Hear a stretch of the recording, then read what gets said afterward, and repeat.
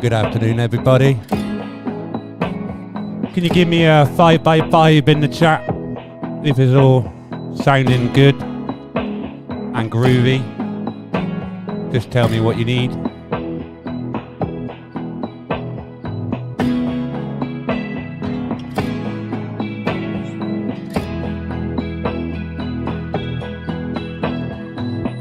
So what makes me live on a Sunday?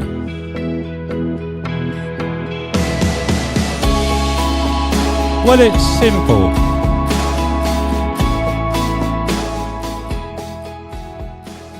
Well, it's quite simple, really. A few things that needed to be actually spoke about today.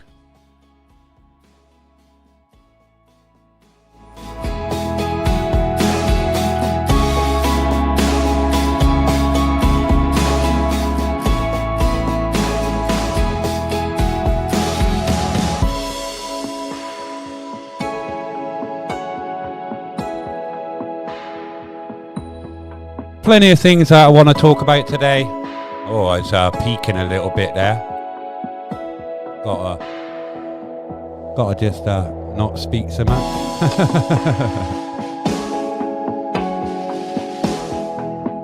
I want to speak about the MAC addresses that people are seeing in shops and in the high street now, or wherever they go. They're starting to take more notice of these strange anomalies that they think is happening.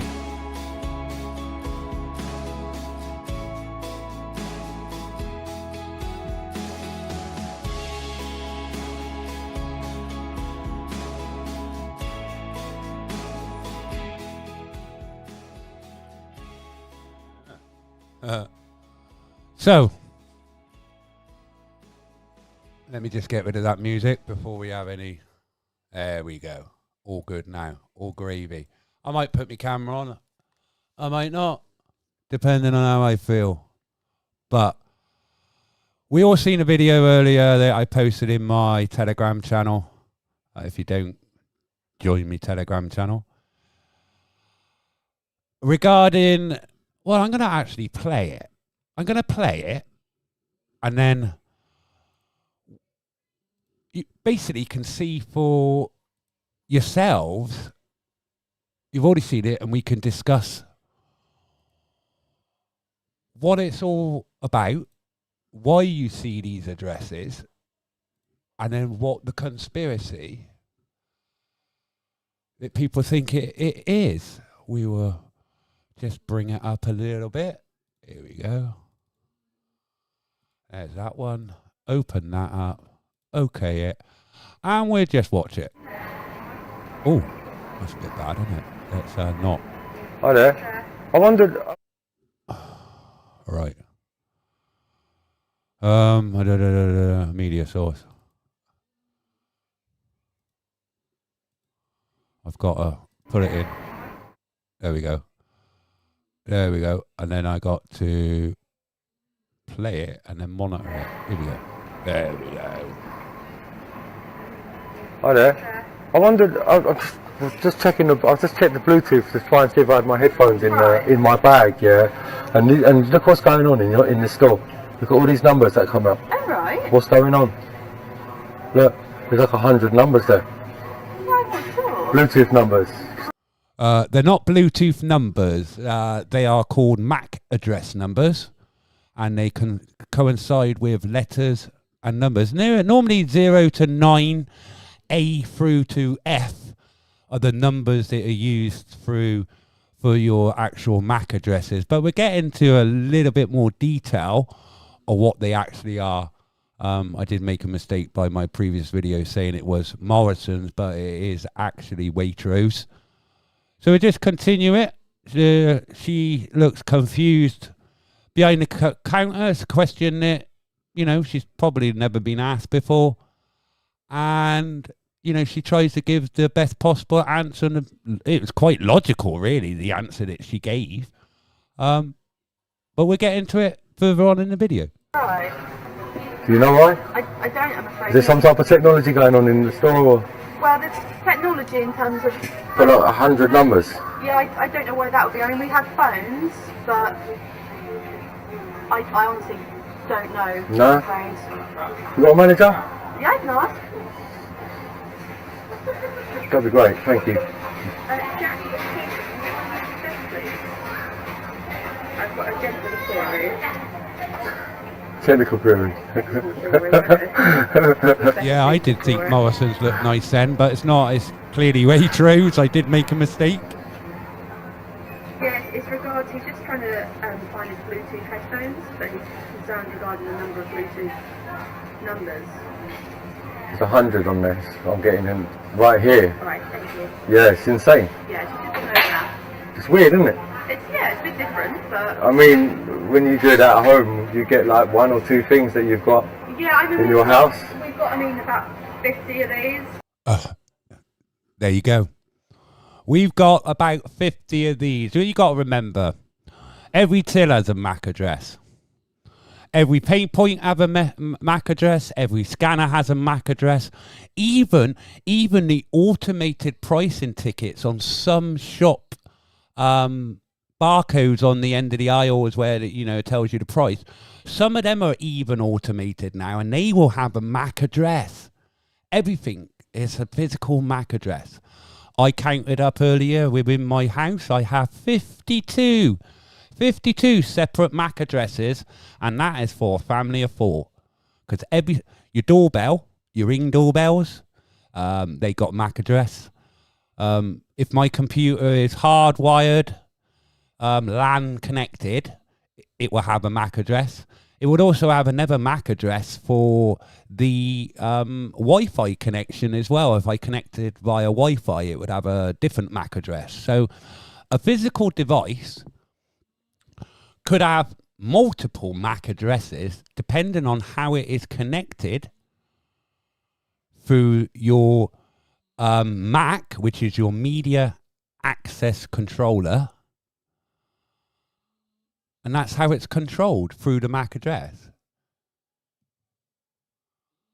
And all of you upstairs on your phones upstairs, that might be why. Do you think that's what it is? It's quite possible, yeah. Yeah. Or camera, I don't know. Yeah, it could be the cameras as well. Yeah, CCTV cameras, they have a separate MAC address if they're Wi-Fi. Yeah, but 100 numbers is way beyond, isn't it? Look. No, it's not. You're in the store. We've probably got 20 tills. Well, we've got all our backup generators and IT stuff upstairs. And yeah. Oh, possibly, yeah. Alright. I'm just wondering, I've got all these Bluetooth numbers coming up on my phone now. Do you know why that is in your store? Look at it. Look what we got. Look, it's just unbelievable. Just so many. Swifty, show me the videos then of MAC addresses in graveyards. What is it you're trying to do? I was trying to find my headphones because I just put the food in a bag. This to me is mental talk. How can I find it amongst that? Yeah. Can anyone show me a video of graveyards MAC addresses? And mind you got to remember Wi-Fi Bluetooth 2, I think it is now. I'll have to check up on that one to see what generation of Bluetooth we are actually got at the moment. Bluetooth works up to a range to 300 to 400 meters, depending on atmospherics. Right, that is the atmospherics mean you've got buildings. Any other satellite dishes around, it could affect the RF signal. So you got to take into account the atmospherics of the area. I haven't seen no videos of any MAC addresses showing up in people in a graveyard. Come on, can we not see? I personally think no.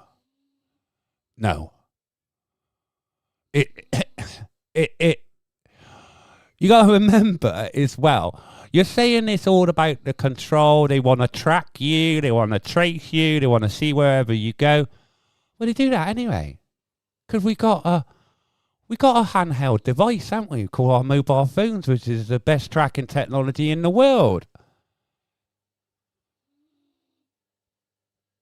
So someone can give me a logical argument to this, to the whole Wow. Mentalness. All right. That you're saying that you're picking up people. Come on. Where is the physical proof in that? Whereby I was picking up MAC addresses on my phone pre-lockdown, pre-shot, pre-anything to do with this madness that's been going on now for 4 years, nigh on. No logical explanations from anybody.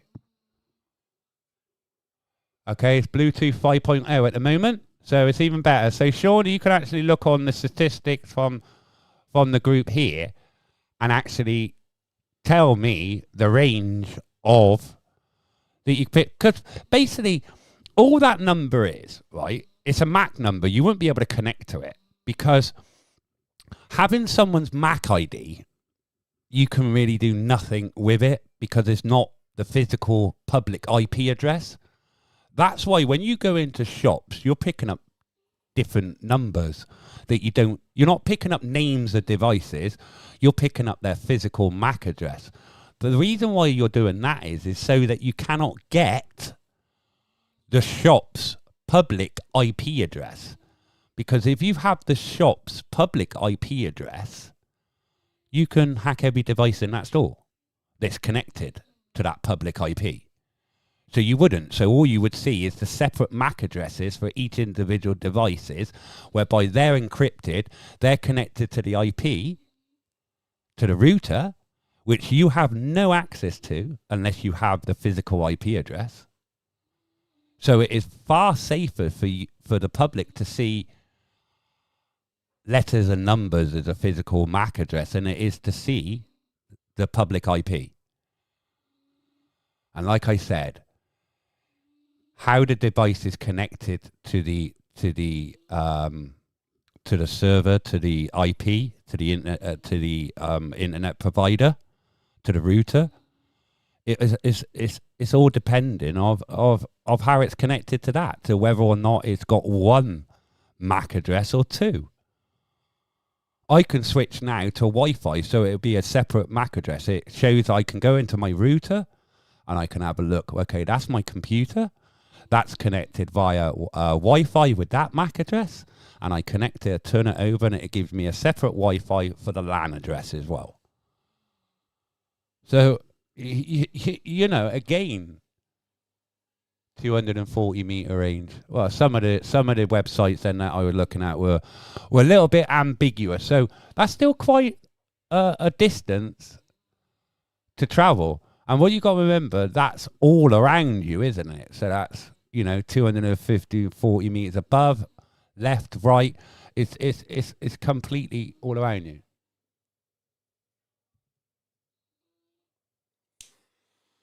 If you don't want to be tracked and traced or anything, don't leave your house. Because, we got to get into reality now that we're living in a world that we're surveilled.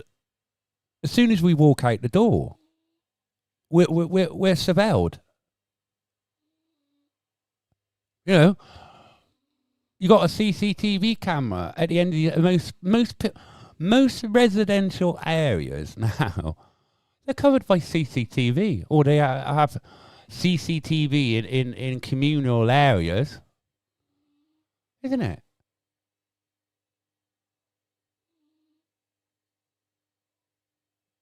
So we'll carry it on to see what else to say.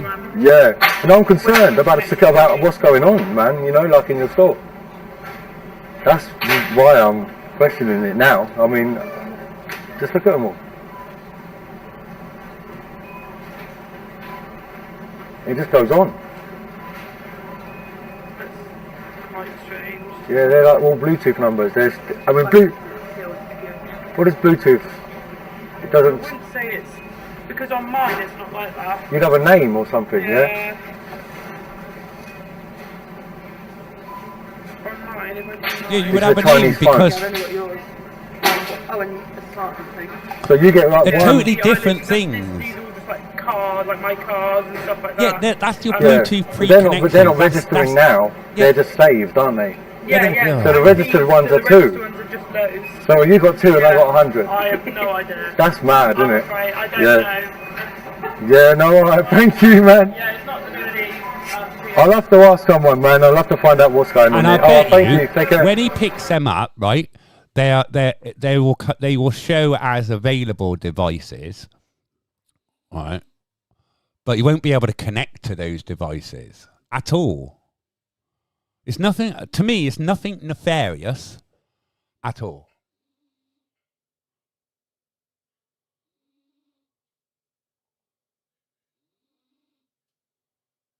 Yeah, cars have it. I'm actually at the moment, I've got on my phone 1, 2, 3, 4, 5, 6, 7, 8, 9, 10, 11, 12, and 2 MAC addresses. But they're all mine.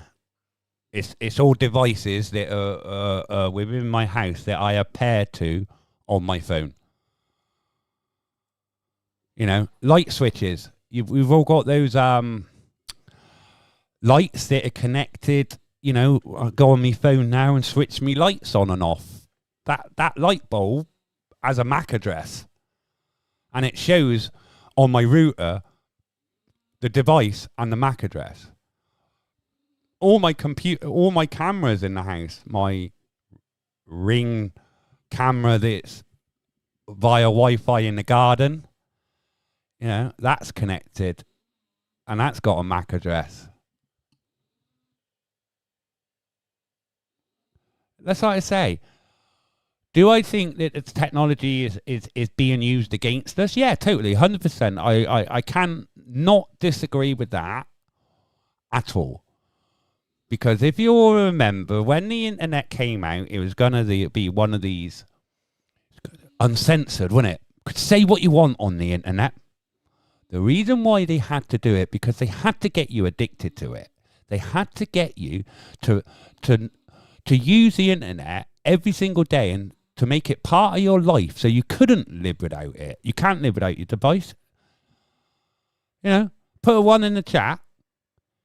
If when you go out your house and you forgot your phone, you feel naked. Yeah. That's what they've got. This is the whole thing to get you addicted to the internet so they can use it against you. We're so hell-bent on blaming others that when the real people that are at fault here is us for not seeing it right at the beginning. The technology that was being brought out. You know, we all watched Tomorrow's World as a kid to see what's coming. You don't see that now, do you? You don't see Tomorrow's World, Future Inventions. You see none of that. Why? Why? Because they had to get you addicted to the technology so you couldn't put it down and live without it. Because that's how they control you. It's through the tech, through your phone, for your computer, for every single device that you interact with on a daily basis.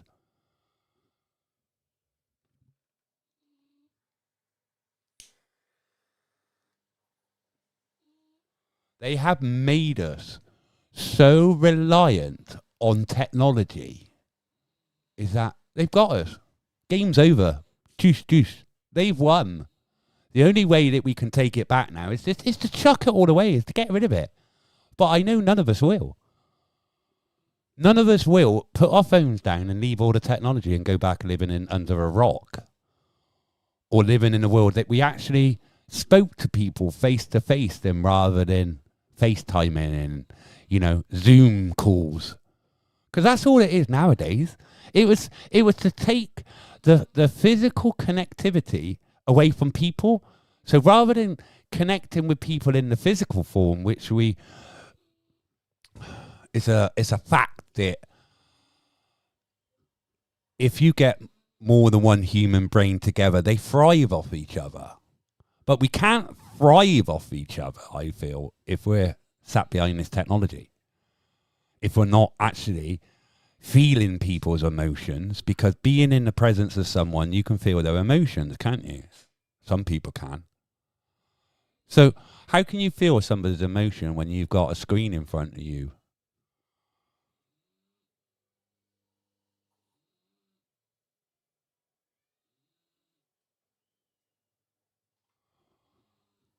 We are the makers of our own demise, unfortunately. And that's why I don't do much now, is because I'm getting on with my life and protecting my loved ones and family. Because I've seen what the world is really about. I can sit here and tell you, yep, 100%, that everyone's got a chip in them. They've got any sort of medical procedure within the last 4 years. I mean, I'm choosing my words wisely, but we all know what we're referring to. So, how do we change it?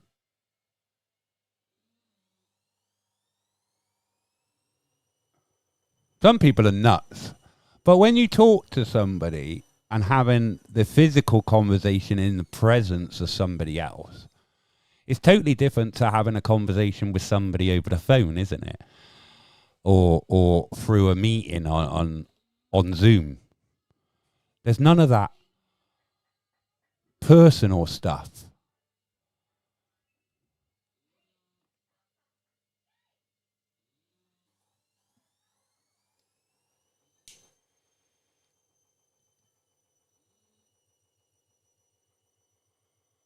Yes, the Fauci Jews. But then again, I don't know.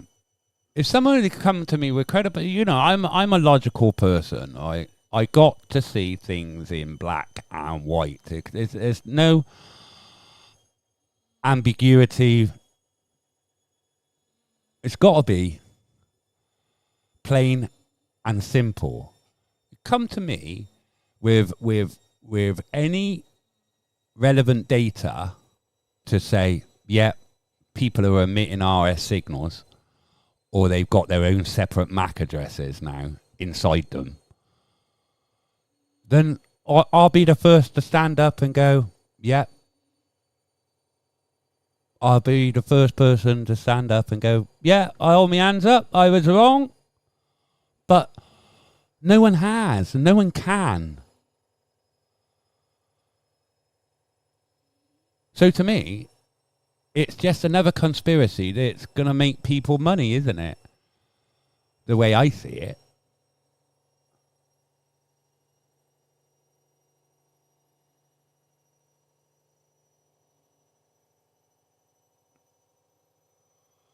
Catherine saying, I think I had a chip put in me after an op last year. Was at a different hospital in Wales. I had an x-ray. They said I have something metal in my stomach. Could you? I'm not saying, I'm going through all logical reasons of how you could. Did you see the x-ray personally to say, I would be like, let me have a look. Because I was like that when they showed me my tumour on an x-ray. I can't have a look at that. I don't believe anything. Could you have ingested some metal? It's I gotta be logical. So to me, where was your operation? Was it an abdominal operation?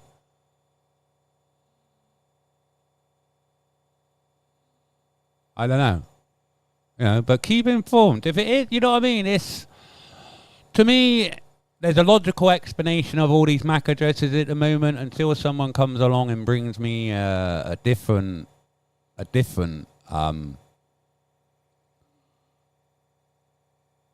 some hard facts and evidence that, yeah, there's 100% chipping people. Because even a magnet test to me is... I can make... Remember when we were all kids? I used to make that spoon hang off the end of your nose. Didn't we? We all did that as a kid. Yeah? We all sweat. We all emit sweat. And we all probably could get a magnet to stick to our bodies. What does it mean? What to me, right?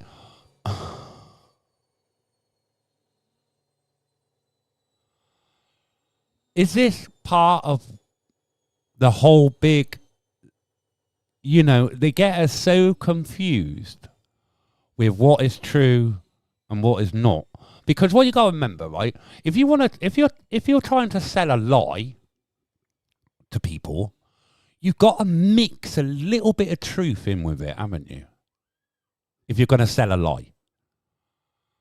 Yeah, it's got to be some truth or facts within that lie to actually make it plausible.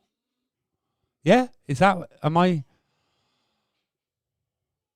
not on, And I can't believe, Susie, you never did that, hung a spoon off of your, off of your thing. I could hang a spoon off of me cheekbones and things like that because of the sweat on you and, what do they call it? The friction.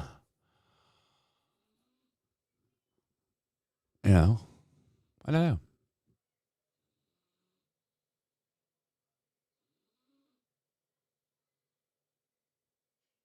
Yeah, Catherine, keep us informed on that one. That's quite an interesting one.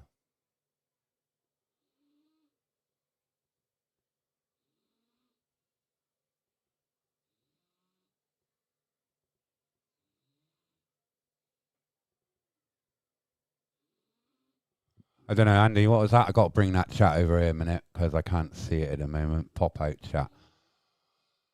I'm looking at a screen that's fucking miles away from me. I don't know, Tash on Bex on YouTube. Last year, they did a video about the charging settings on your phone so you can delete the people who were spreading, and they did videos showing their phones working. Oh, who were spared? They did a video. The charging settings. There ain't no charging settings on phones, is there? Oh, let me have a look. So you got me questioning now. Got me questioning people. Settings. Connectivity. Connected devices. Modes and routines. Sounds and vibration. Notification. Battery power and charging. Okay.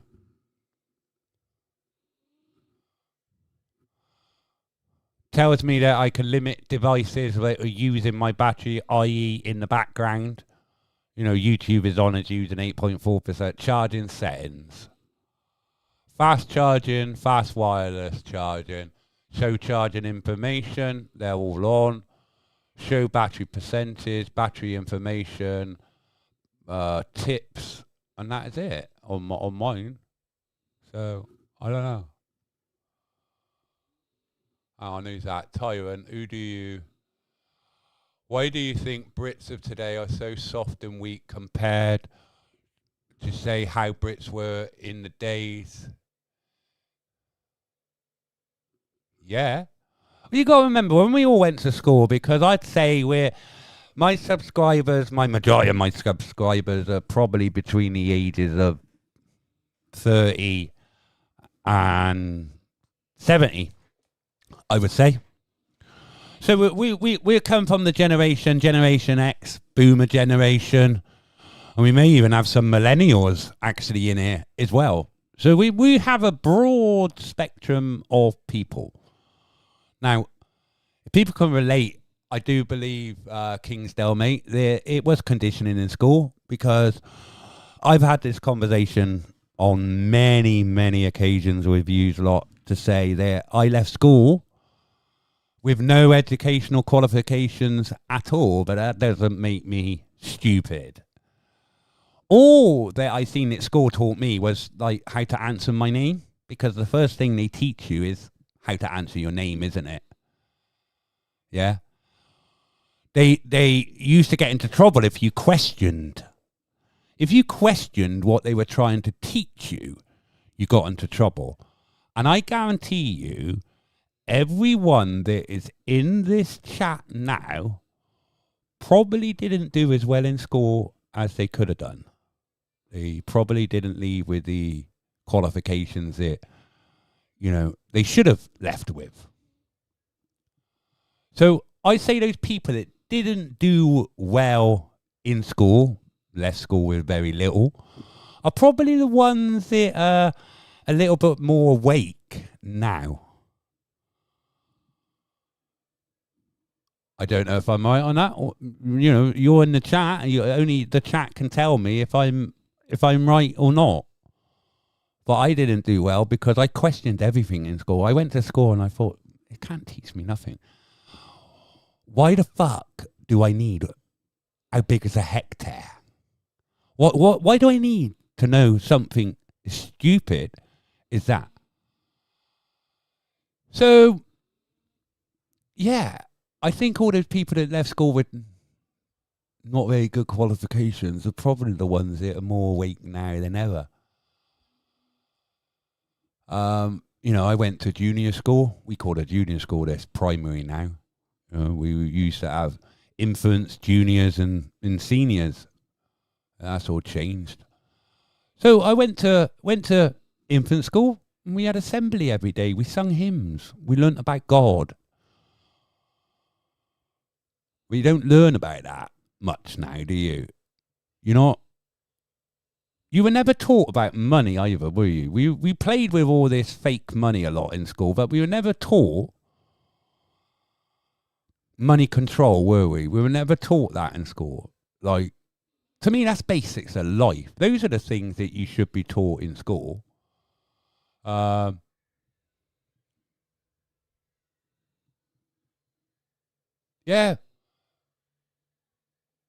Boo boo. I was the same. You know, I've travelled the world.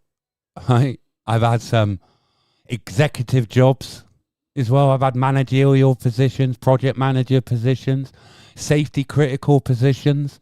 And this is a guy that, you know, left school with nothing. I was a boss of 15 people. You know. So, yeah, I think, like, going back to Kingsdale question is, it's all going wrong in schools, mate. All going wrong in schools. And I'll go back. I have to go back to Andy's previous question because he's saying that's the link, and I forgot what the link was.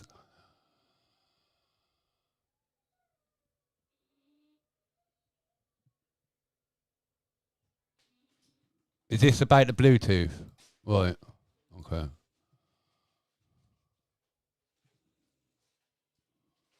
That's right. That's right, Paul. 100%.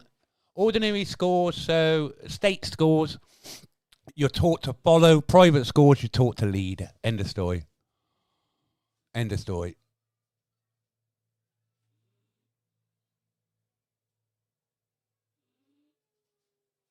Oh, yeah, that was it. Yeah, well, I remember doing that in school. The 20p's and 1p's on a paper, wasn't it? How do you make up a pound in it? You use 520p's, 250p, you know what I mean? And all that. You were taught a little bit. You weren't taught money management, though, were you? That's what you know what I mean? It's...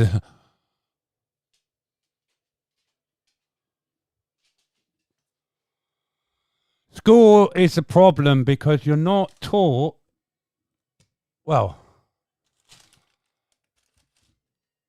you're not really taught in school anymore, are you? The way I see it. I remember half pennies, half p's. And we were talking about sweets the other week, weren't we? 20p mix-ups, stuff like that.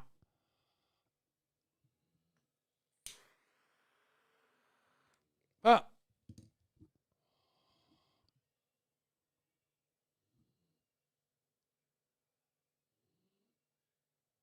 no, And you didn't talk about sex in class until second. And I don't think, really, boo-boo, I don't think as well that we didn't even have sex education when I was in school. No, we didn't. I don't think it was even touched on in biology or anything like. Cause you didn't take biology until A levels. You only did normal science. You didn't do biology until A levels. So I don't think we were ever taught sex education in school. We never. You know what I mean? I would. Even my dad never gave me the birds and the bees talk. I think it was something you find out for yourself. Oh, your parents always tell you, you know, down there's your private parts, you know, only you can touch them and blah, blah, blah. You know, that's a normal parenting style. That's all I've told my children. That's all I think I need to tell my children at this present time. My daughter at the moment is 12 years old, so obviously she's going through the normal development of a child of her age. So do I think it's school's fault? Yeah, 100%. 100% it's school's fault and how society is changing. You know, we got to be more inclusive, and we got to talk about, you know, the whole LGBT in schools. And it's the same thing as, you know what I mean? Yeah. Parents are going to have so much of a problem when little Johnny comes home from school after being told that he can wear a dress. You know, and he wants to wear a dress now. So you've just creating problems for a parent whereby you didn't need to.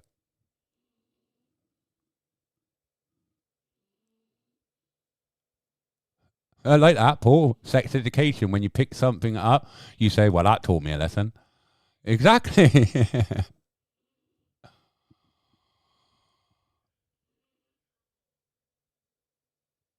Yeah. My mother told me about periods at 13 and babies. Is that what, you know what I mean? When you started, you know, your lady cycles. No.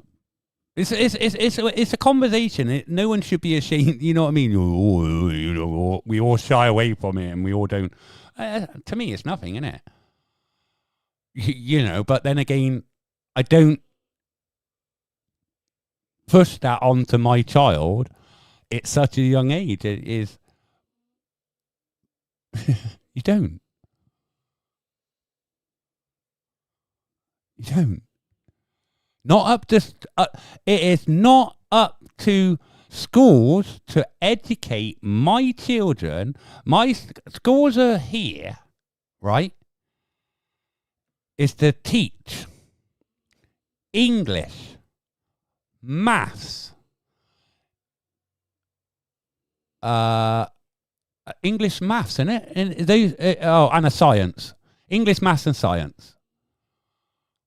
That's all the school's got to teach. You don't have to teach my children about the LGBTQ plus blah, blah, blah, blah, blah. You don't have to teach my children that, because how's that getting on the curriculum?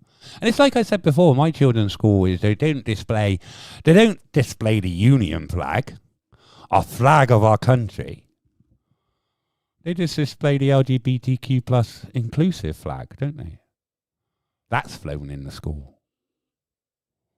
So, yeah, schools are to blame 100% of what they're trying to teach children now.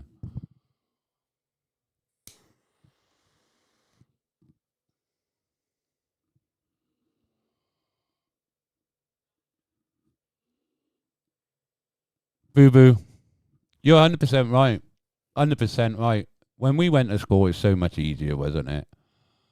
You know, a majority of, 4 of my teachers turned out to be paedophiles. So I can't say that. Essays. That's the word that YouTube allow.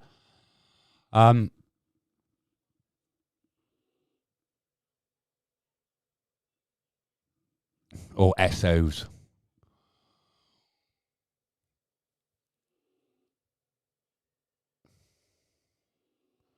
We were only taught Christianity in school, weren't we? We weren't taught about any other religions, Islam, Judaism.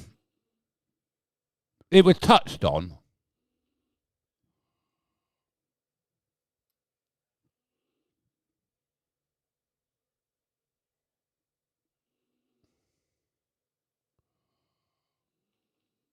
Yeah, kids were far less stabby back then.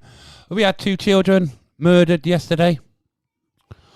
2 children were murdered. A 15 and 16-year-old were murdered yesterday evening.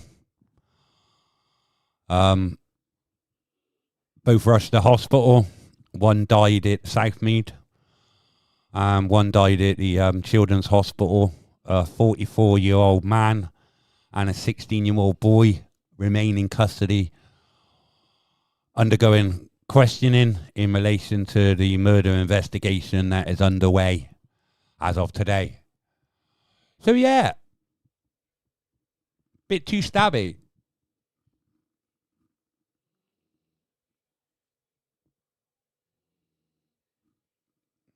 Don't ask Boo Boo if she can do kung fu. What's up, Yogi? Nothing, Boo Boo.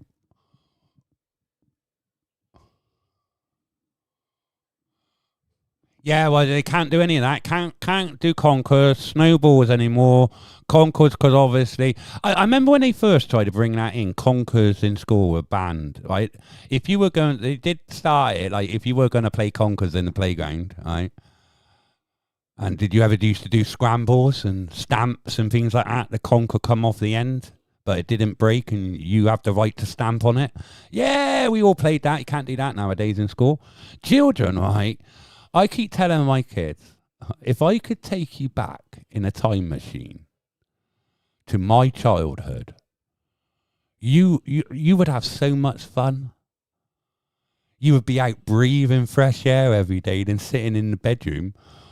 You know, from the moment you come home from school to the moment you go into bed, and all you're doing is looking at a screen, playing on your Xbox, PlayStation, or any other games console that you got.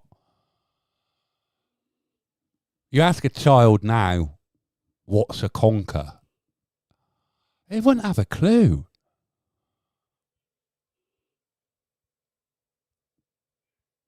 They wouldn't have a clue. Let alone how we used to prepare our conkers when we were children.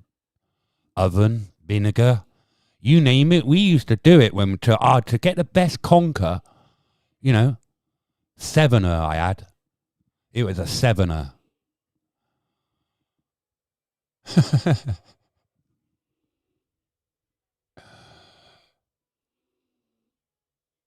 Made your own go-karts, yeah. Do you remember you used to make your own elastic band guns, but you used to use pegs, and a little metal bit of the end of the peg you used to clip into another peg and fire it off a little piece of wood that you fashioned into some sort of weapon? Yeah.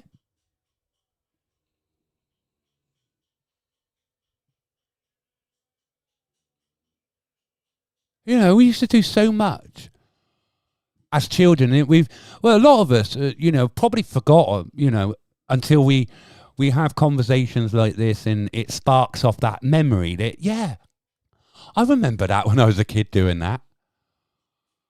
Bulldog, mob, you know what I mean? All that. Kick the can, knock out ginger, all that fun stuff, wasn't it? Hedge hopping. Anyone did hedge hopping as a kid? Yeah, we used to run along and jump over everyone's edges.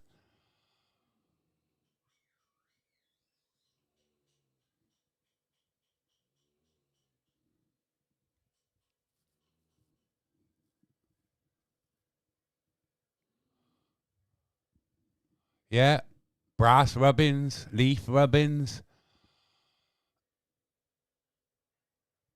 I guarantee you now, kids can't climb. I don't know how many of you here climbed as a child, but I was a prolific climber. I climbed everything. I had to get to the top as well. Not always were able to get down unaided, but getting up there was the easiest part. But kids don't do that no more. Why? Why? Because they've been indoctrinated. Because the next soldier isn't going to be a soldier on the battlefield.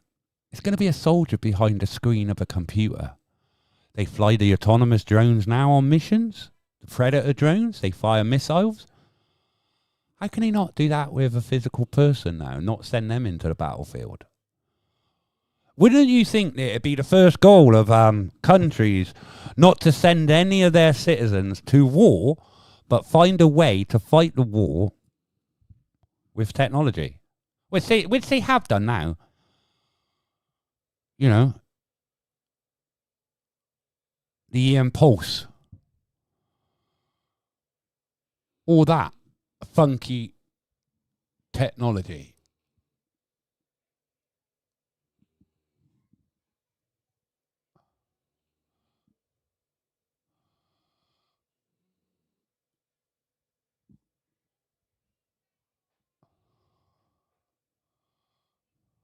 Yeah, back in the 80s. It was you're talking the 80s, mate. We used to do stuff like that as a kid.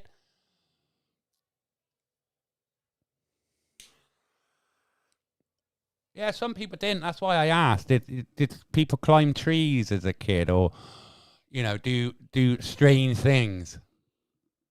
Go on, put in the chat, people. I want to know your happiest moment as a child.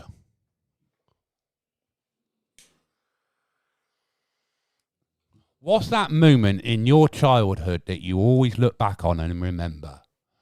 Let's read out some of your responses in the chat. Whilst I wait for that, if you just give me 1 minute, I would have to go and use the little boys' room. I should be back in a moment.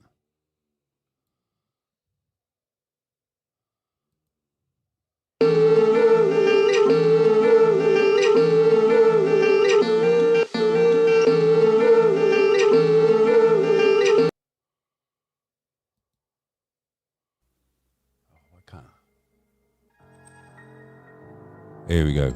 Back in a minute, guys.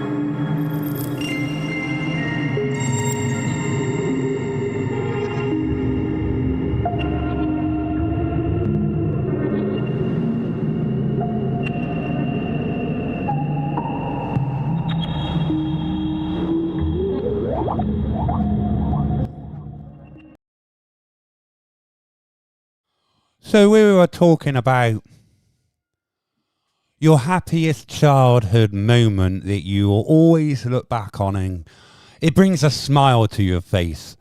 So we'll go back and we'll read some comments from the chat. Let's go back up here.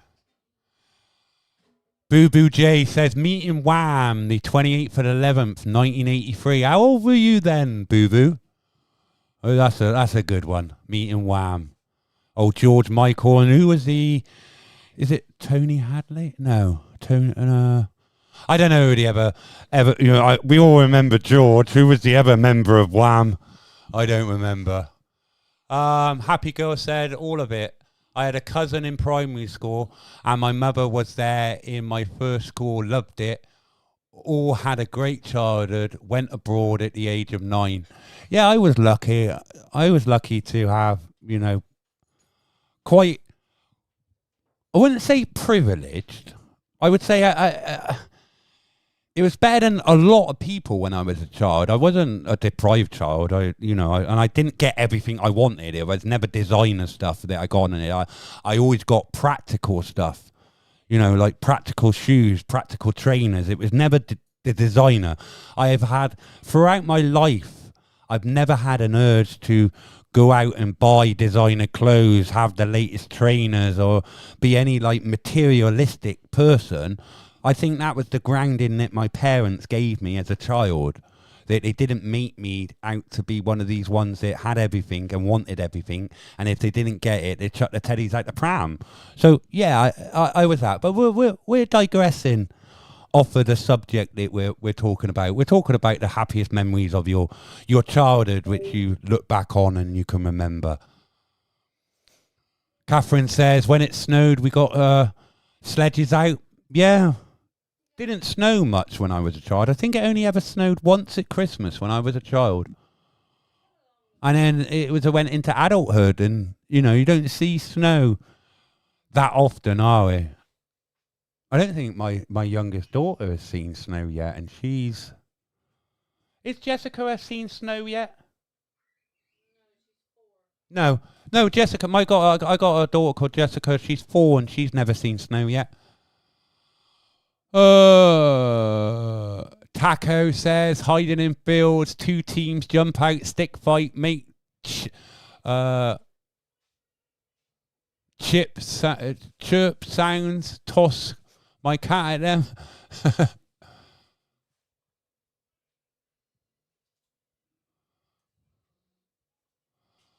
Being on the beach summer times in my hometown, just checking out rock pools and climbing small cliffs, Sean says.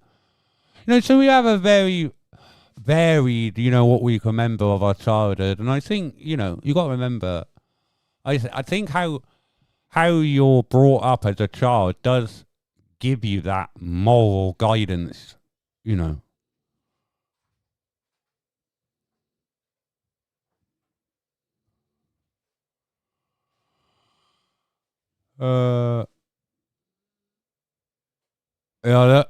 Tony saying, holy shit, France protests. The protests are escalating as farmers take to digging up highway. Then I was back in 1992. Yeah, 92. When I was 16 years old, I was lucky enough to be taken for my birthday to the opening of Euro Disney in Paris. That was for my 16th birthday. And we spent 2 days on the motorway on the way home because of the farmers' strike, and we were trapped on the motorway, and that's the first time I ever thought, bloody hell, it's the public coming out and protesting like this. And I was a 16-year-old boy, and I thought, bloody hell. That's when you start waking up to the real world and what's really happening.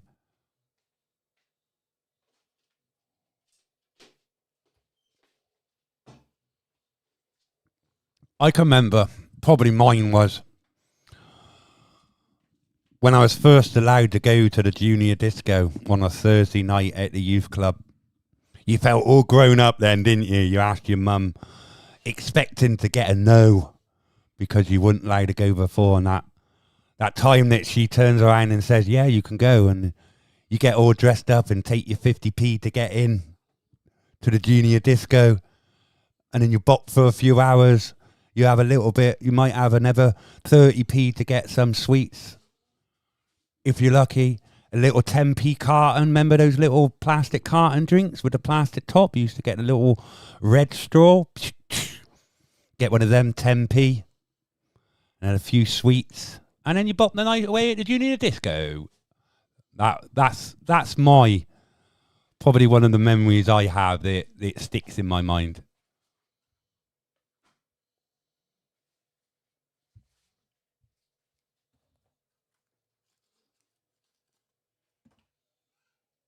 Hello, Rebel. And good afternoon to everyone that's joining me in the chat. I just thought I'd have a little chitty chatty. Yeah.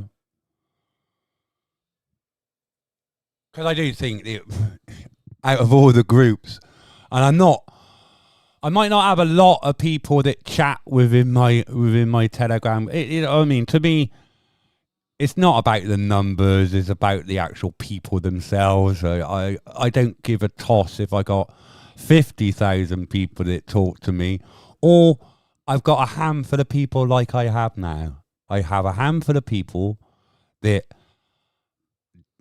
join me religiously in all my groups, not just on YouTube. They join me in Telegram, and we chat there like we chat now, and we have a laugh. You got to agree, people that are in my Telegram, we have a good laugh, don't we? And we see it for what it really is, and we don't. Even if I find is, even if we don't agree on the subject of the person that putting that subject across, we don't persecute them for it. We just, agree to disagree and get on, and we're still friends. I have been on Telegram for ages. I've been on Telegram, ever since I started, just after YouTube, everyone then started, because at the beginning everyone saying Telegram, don't touch it, controlled, don't touch it. Then everyone went to Telegram. I don't use WhatsApp. I don't talk through Facebook. I have them. Don't really post much on them. But Happy Sweets, yeah, I can remember them. I found a Happy in my house the other week. My kids went, "What's that?" I said, "That's a halfpenny." I said, "You could get sweets with that." Only halfpenny sweets though, wasn't it?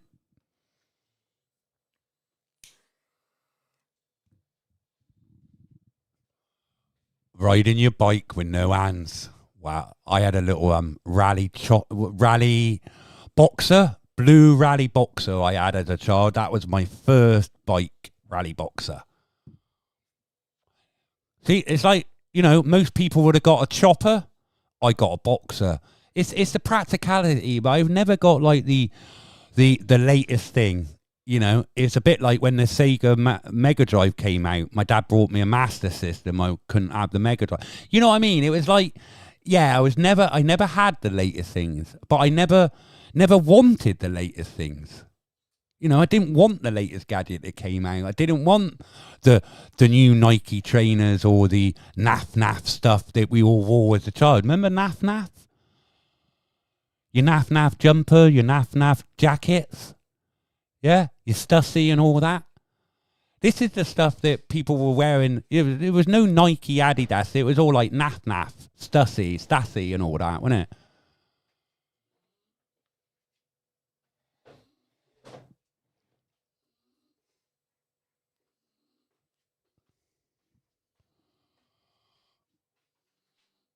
Showed my daughter a vinyl. She thinks it's a frisbee. My niece did. BMX? No, I didn't have a BMX. Choppers were hard work, especially, right, if you fell on the gear stick. You knew it then, didn't you? You remember we all had a ball breaker on a chopper, didn't we? Got to admit it. Put a one in the chat if you had a ball breaker on the chopper. I certainly did. Gola. I had a Gola bag. That was my school bag, Gola.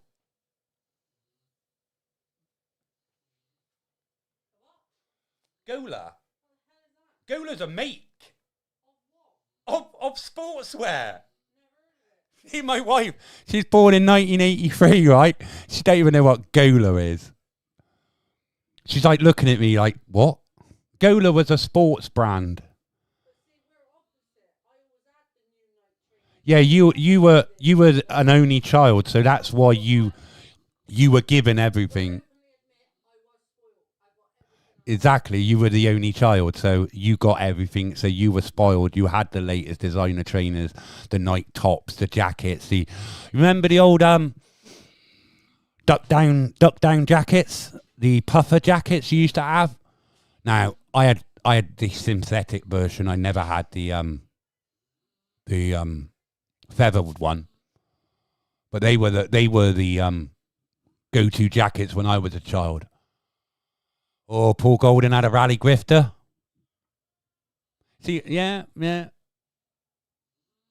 Dunlop Dashers. Dashers, mate. They were the Daps, mate. Plimsolls, black things. No real sole. You might as well not have been wearing them because they didn't protect your feet one little bit. You stand on a stone and you still knew you stood on that stone.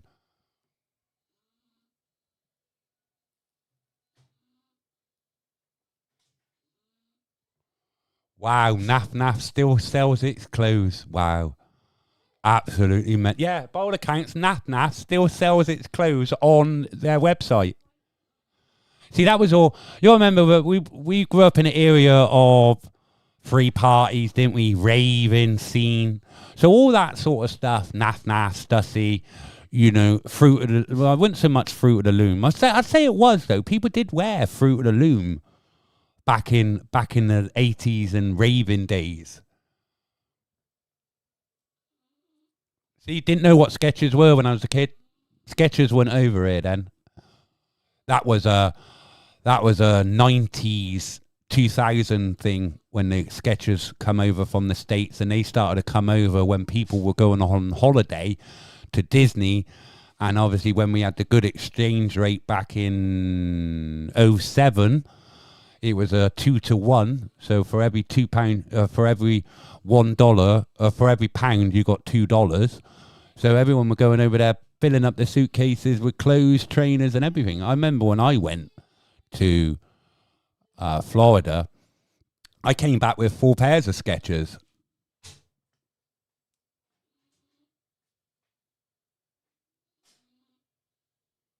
We did. We got very Americanized. Ben Sherman. The Never brand.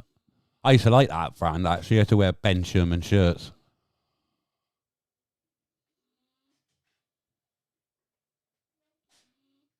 See, we're all from around the 80s, aren't we? We all grew up back when life was easy.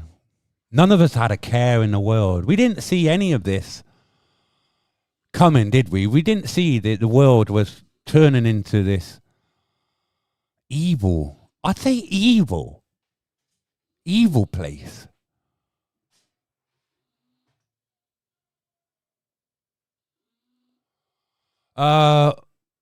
Didn't Woolworths closed 2000 and summer?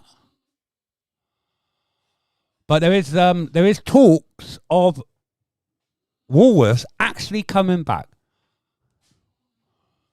When we all went to Woolworths to get our picking mixes, because we all got to say Woolworths was the best place to go and buy your cup picking mix, didn't we? And we used to like fist all the sweets as far down into that cup as possible, because you paid for the cup, not the weight, didn't you?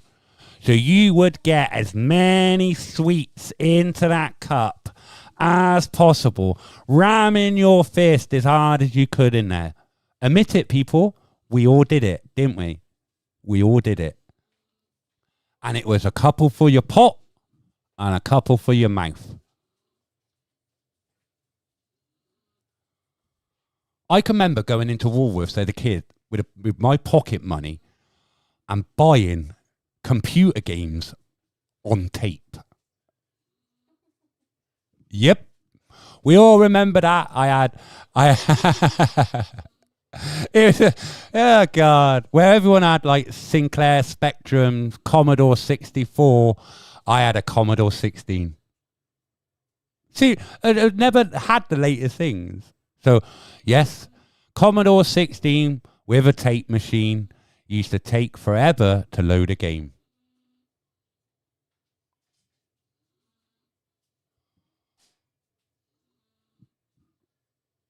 '98, yeah. 98, really? That long ago? Woolworths closed that long ago? Wow. Yeah. Remember my first shell suit? It was purple, green, and blue. That was my first shell suit colour.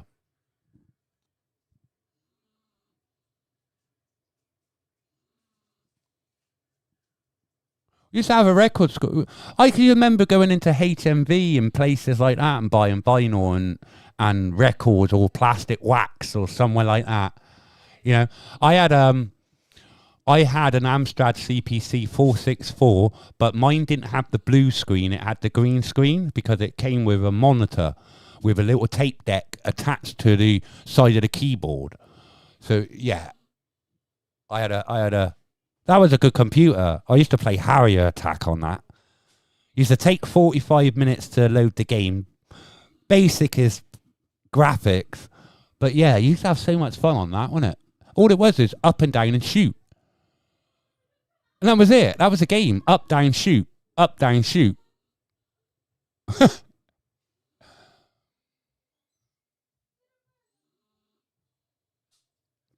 Yeah. See, that's when... See, when we were children, right, I probably went... Well, I was allowed out, like, into town. That's what I call out. I was allowed out to play from a really young age because your parents just wanted you out the house. They didn't want you in there. There's none of this worrying about, you know, SOs or, you know, and people like that. Because they were just... Your parents told you stay away from that house, didn't you? You didn't ask questions then. They didn't say, stay away from that house because that man is a raving SO.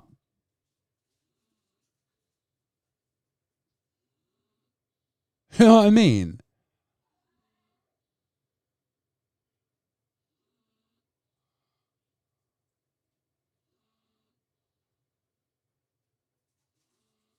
Yeah.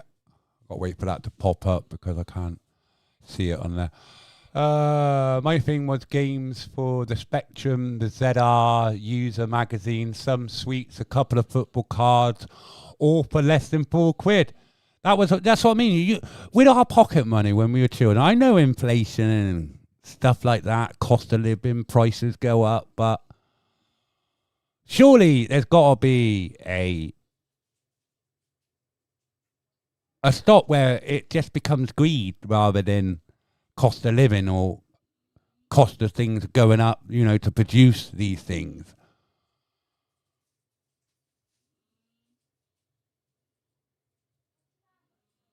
Yeah. Someone tie-dyed all their clothes.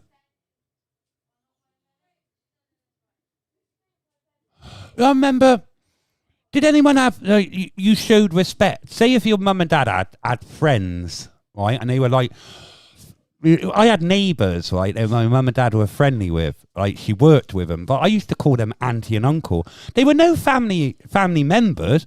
It was, like, you called them, you know, Auntie Sally or Uncle Clive or someone like that. And they weren't your family members, but you said that purely out of respect. Did anyone else do that as a children? Call any, like, your mum and dad's friends auntie and uncle? Even though they had no family ties or family connections to you, blood connections.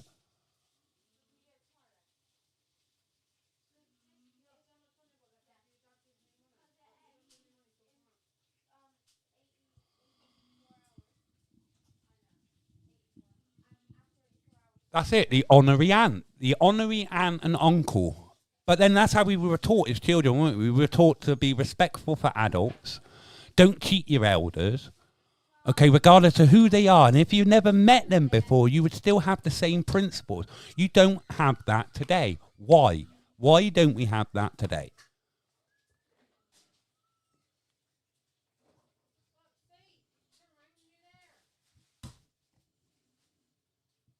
It's just strange how... Yeah. Sean says parents' best friends used to call them auntie and uncle. I think it was a lot of people did, and it's out of respect.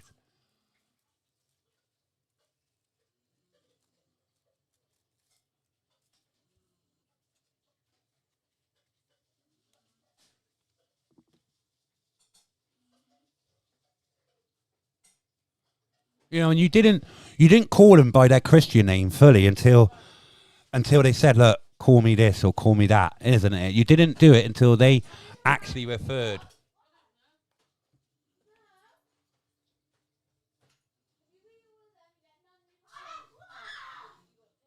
Yeah, exactly. People knew what was going on back then. Hashtag.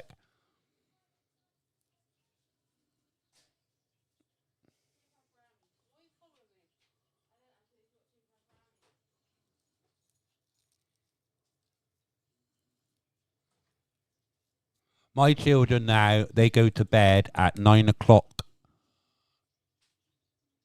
on a school night. And they go to, well, on a weekend, we're a little bit more lax, but they go to bed at 10:30 on a weekend. But if it's later than that, it's no bother, really.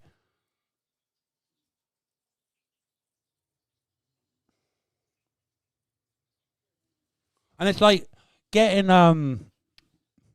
corporal punishment, we shall call it, as a child. I didn't get smacked that often. I got an hiding when I deserved it. And I knew I deserved it. Because you got the hiding, and then you were told why you got that hiding and what you did wrong. But nowadays, people are saying you cannot hit your children in today's society. What a crock of bollocks that is. Yes, you can smack your children. The thing that you can't do is leave a mark. So all you got to learn is how to smack a child without leaving a mark. But yeah, you are still allowed to hit your children. There's no law that's saying you can't. There's a law saying you can't physically mark your child.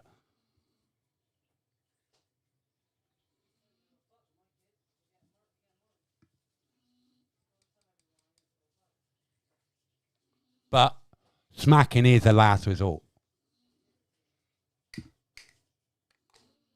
Because you use that as a disciplinary tool all the time, it becomes meaningless. Yeah, tap their hands. Boom, tap their hands. That's what I do. Yeah. Waterboarding leaves no marks.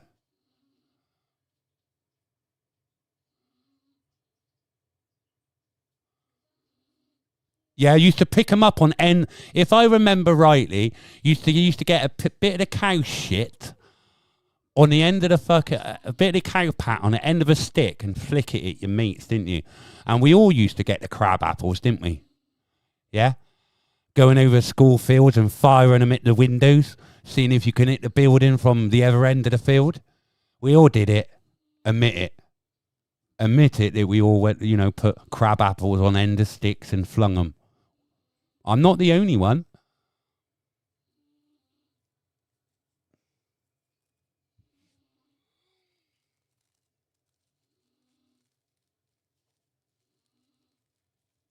Yeah, we did.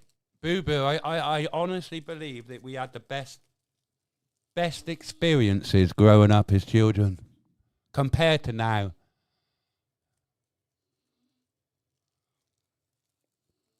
My mum used to just have to say is wait until your dad gets home. That as you were fucked then. You behaved then.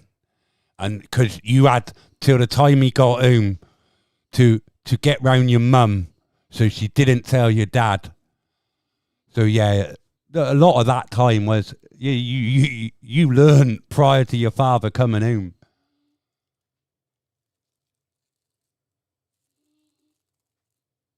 I was never hit with an object as a child. My dad never hit me ever. And I had probably about 1 or 2 smacks in my time from my dad. But other than that, I got nothing.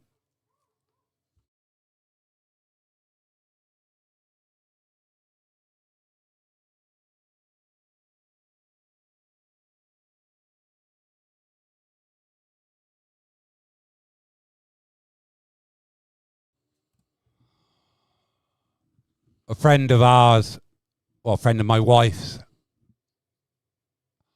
has posted pictures of the 2 boys that were murdered in Norwest yesterday. I'll read it out. I generally have no words. These boys were innocent, a big part of our community, friends, of close family members. This has hit harder than most tragedies, events, rather that it be living in the area or have children that are friends with the two lads, or you can relate to the pain for the family that are feeling, R.I.P. boys, it should have never been you. This needs to stop. So many lies and potential threat towards innocent young people. These two children were mere babies, and I'm looking at their pictures now, and it is quite emotional to see that two 15 and 16-year-old boys will not be going home to their parents today, or didn't go home to their parents last night. Their lives were taken away from them through a moment of sheer stupidity that they chose to pick up a blade, then rather than using the power of words to diffuse the situation. How young they look? Their children. They look young, younger than what I thought they were. You will know their parents, Sean. We know them. So I'm sure that you will know them too. I am just stunned, shocked that two young children were brutally murdered on the streets yesterday evening. Hello. You can tell when children look like troublemakers. They look innocent. They don't look like they make trouble. No, they don't. They don't look like that at all. They look like two quiet boys, actually, that wouldn't say boo to a goose. Yeah, exactly.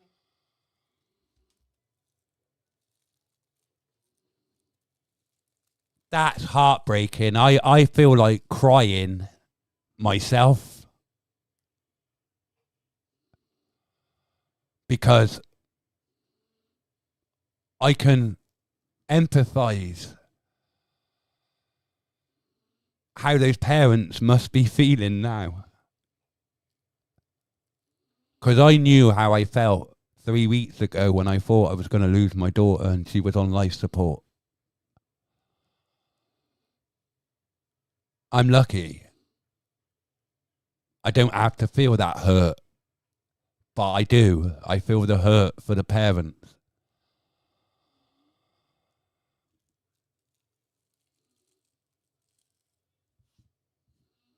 So if we can just take a moment to think a little bit. Think for the parents that have tragically lost their children. Think of the siblings that have lost a brother.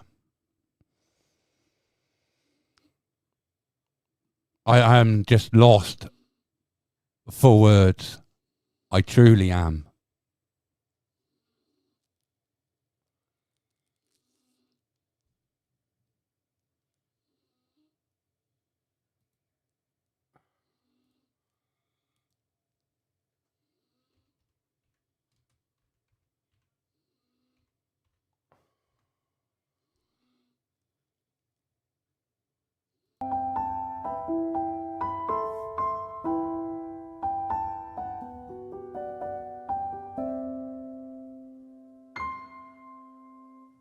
I wanna take you somewhere so you know I care, but it's so cold and I don't know where. I brought you daffodils in a pretty string, but they won't flower like they did last spring.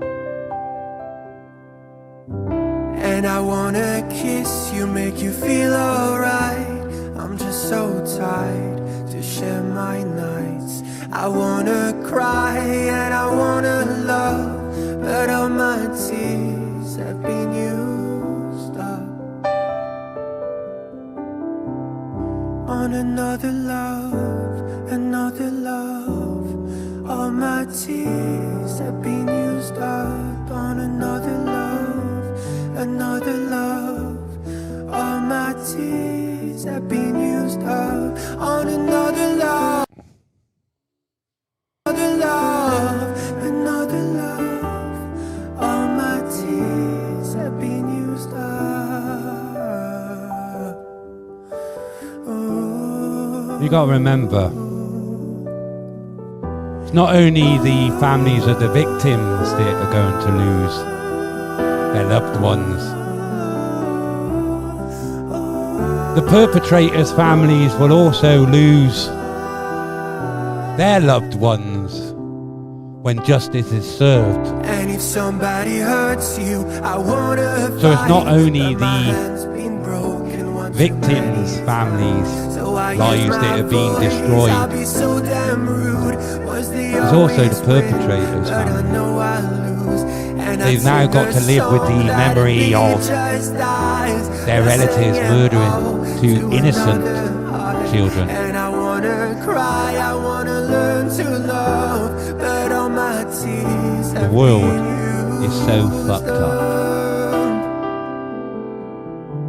on another love, another love. All my tears have been used up on another love, another love. All my tears have been used up on another.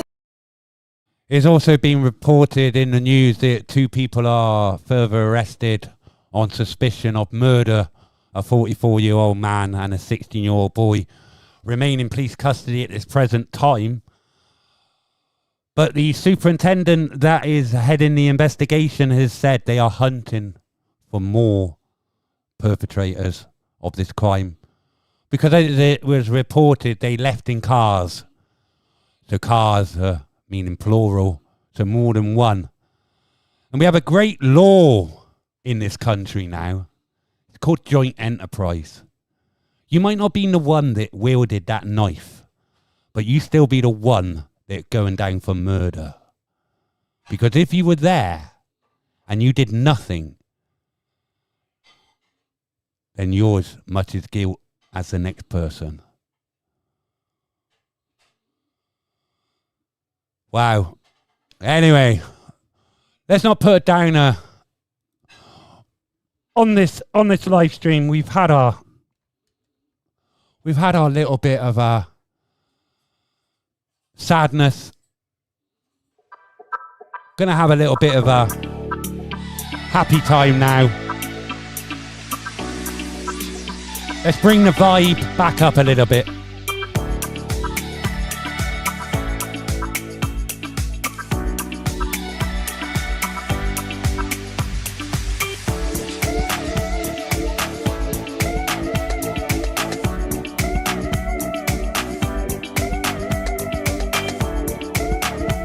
So what do you want to chat about now? You know, we've been having a general chit chat within this chat today. What do you all want to chat about? Huh? It's all up to you, really, isn't it? So we're just playing some feel-good, happy music now to get you in a better mood.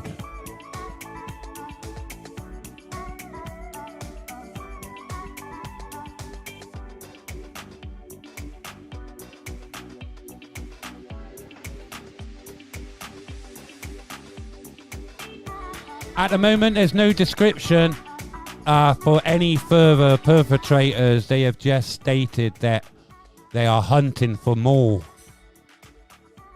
So, whether or not it was a random attack, I don't know. I can't speculate at this time, and it wouldn't be right for me to do so. But as the news report states, is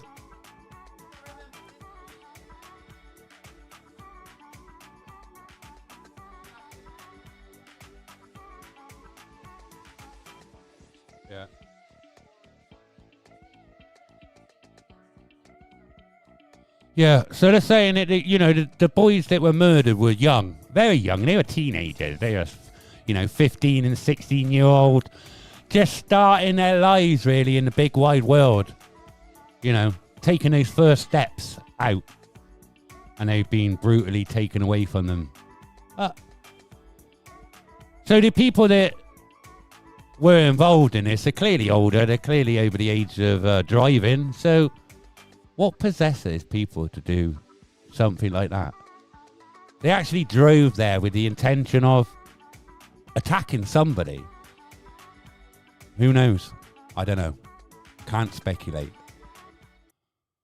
Hey, anyway, let's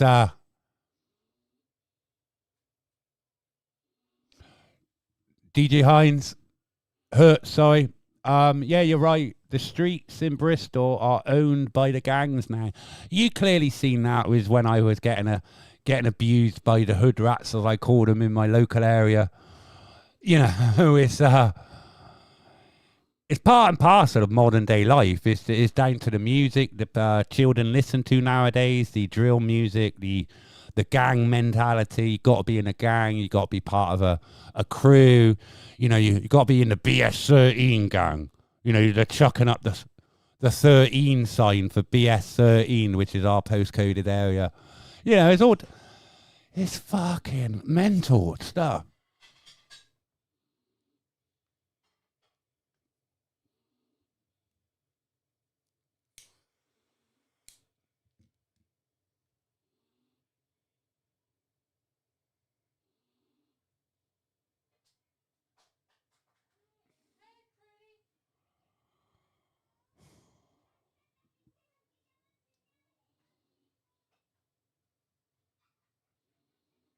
Well,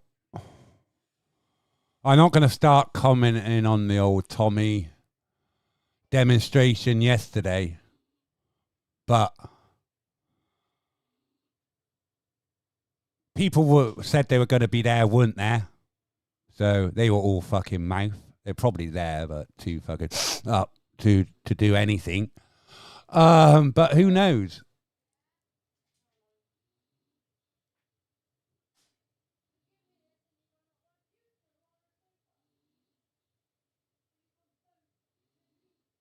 I don't buy Bitcoin. Don't buy any crypto.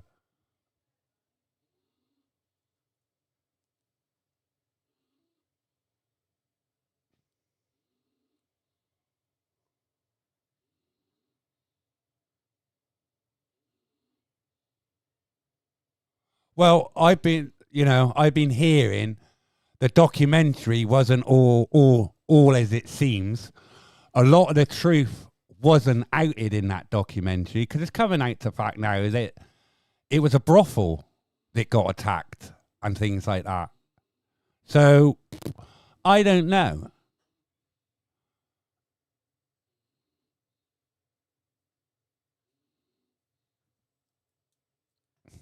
But I believe there was more to that documentary yesterday than what Tommy put out.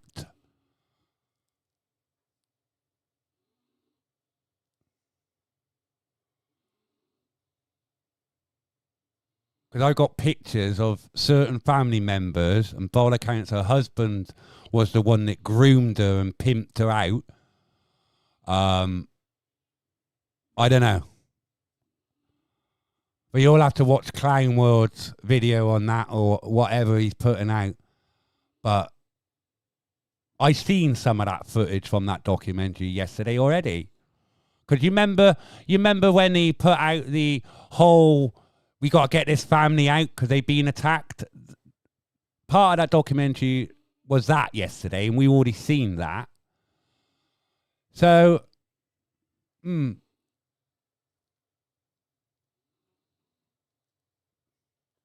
all as it seems on that front, I'd say. But if I start commenting and asking questions, you get the normal attack, don't you? You get attacked from people. It won't be on his channel. He doesn't have a channel. It'd be in his Telegram. But if you're in my Telegram, just speak to Clown and say, Clown, can you drop a link for your Telegram? Because I don't know if he's got it open so anyone can join, or is this invite only. So,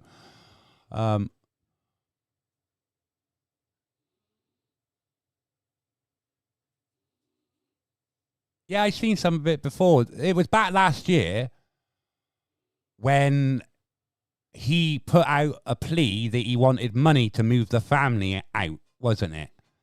Yeah. Everyone got on the donation train to donate the money to get them out. But I have heard that it was a brothel that was attacked. So, who, you know, I don't know. But the pictures don't lie. A family member's dressed up as a woman. You know, I don't know. I don't bother myself with a twat like that.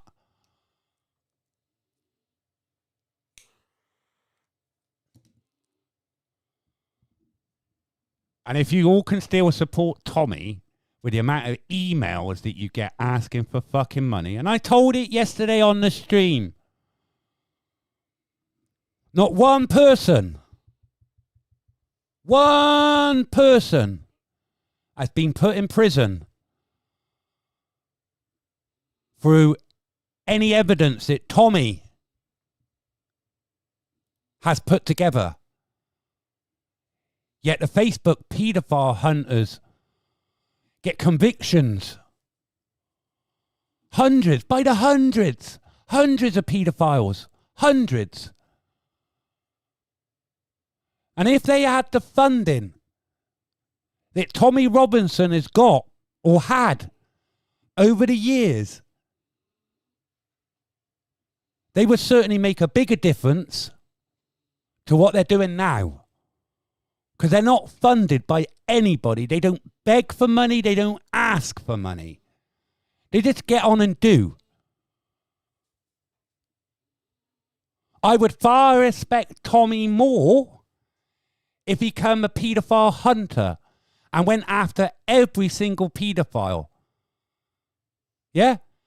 And actually denounce every single member that has been around him that has been convicted of a sex offence. Call me a lefty, call me whatever you want. But the fact is that Tommy had some senior people around him who have been convicted for sexual offences, the very thing that he says he's against. Once he starts denouncing these people that are around him, then I might respect him a little bit more.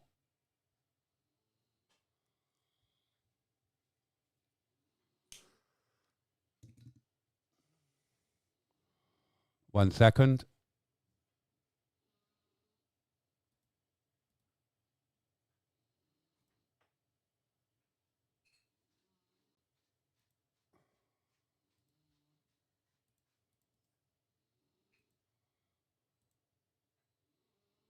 That should be the link to my Telegram.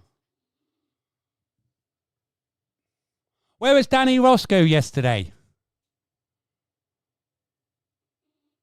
I didn't see him once.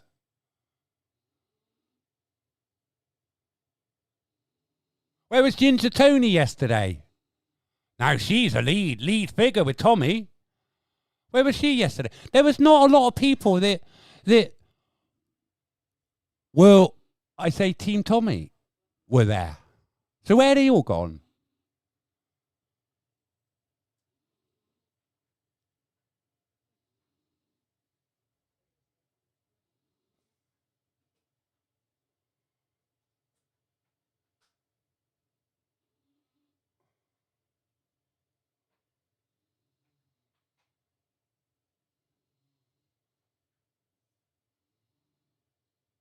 So why is Tommy so fixated on the Pakistani Muslim people grooming children than rather against the whole idea of grooming children?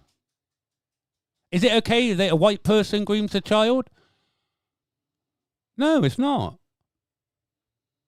So if he was highlighting everything, not just Muslims or Islam and things like that, because I have Muslim people living across the road from me, I have Indians living next door to me, and I'm 100% sure they don't want to groom my children. So when they can actually highlight the whole subject of it, not just an aspect of it that they want to because they're so against it, then you can't. You've got no credibility.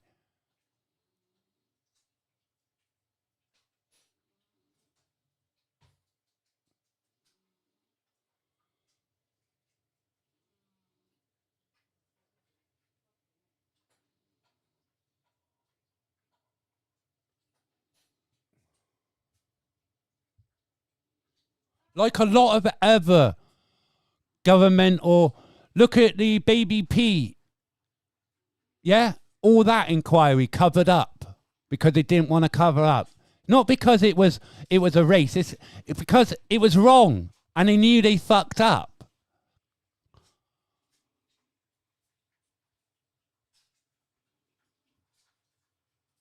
In 2015, 2016, a Pakistani grooming gang was imprisoned in Bristol Crown Court.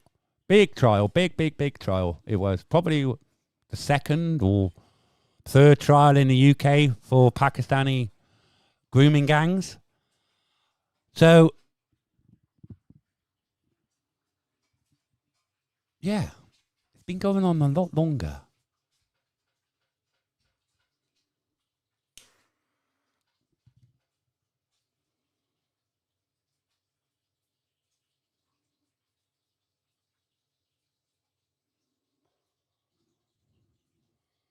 So where was the? That's what I mean. I've seen no physical evidence of it, of major involvement, cover-ups.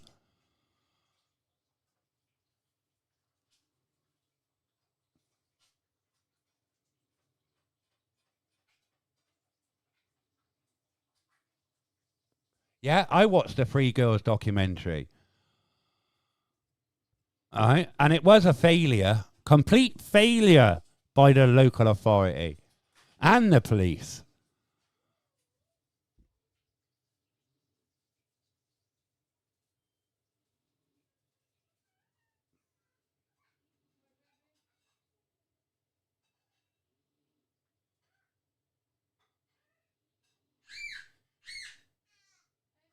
This is it. I don't stand on Israel's side. I don't stand on Palestine's side. They're both killing each other. They're both as bad as each other. Right? So why have we got to pick a side?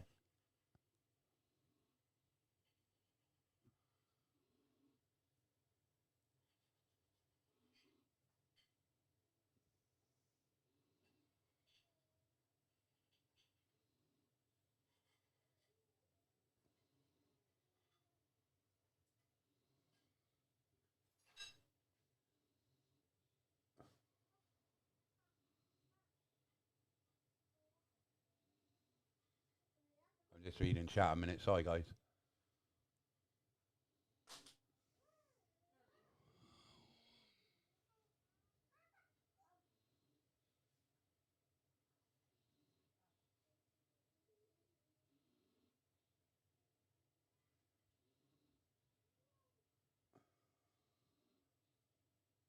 I didn't see any of them, actually. Oh, I just must have missed them then. I didn't know Rev was going. I seen Liam T there. I see Mayor Toozy there as well. I didn't see Rev there.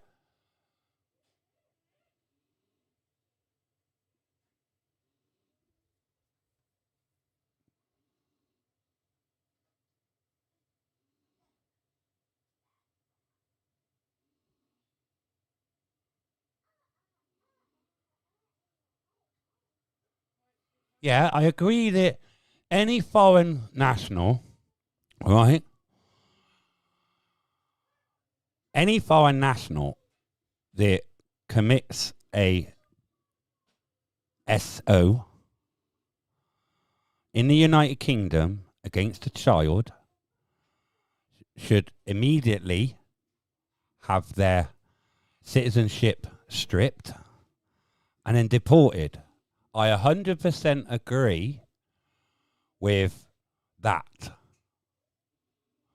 In fact, I wouldn't even imprison them in this country because that would cost money to the British taxpayer. I would deport them straight away back to their home country, to where they were born. End of. I wouldn't allow the public to pay 40,000 pound a year to keep a scumbag that wasn't born in this country. I would get rid straight away. I would then, regardless of the offence, I would imprison you for life without parole. Because you're a danger to society. You will always be a danger to society because you're a danger to the children. So that's how I would deal with it.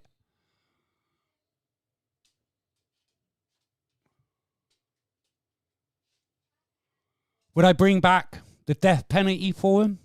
Nah. Because death's too good for him. Because it's over quickly for them then, isn't it? They don't have to suffer. I would make them fucking suffer for years inside the correctional facility. And I wouldn't have no namby-pamby prisons that we have over here. I'd have a prison like the fucking States. Where you do hard time. Not sitting in your room, in your cell all day, playing on your fucking Xbox. You wouldn't have none of that shit.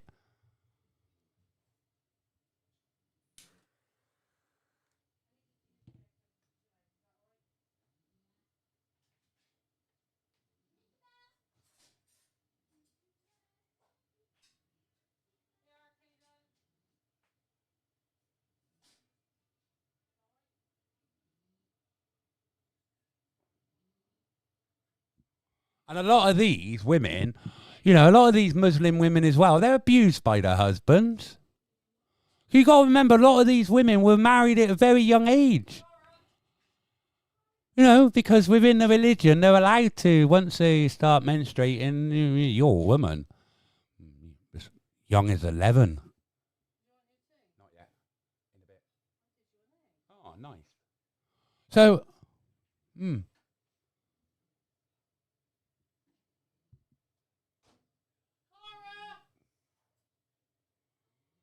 yeah, Brian, bless him, love him to bits.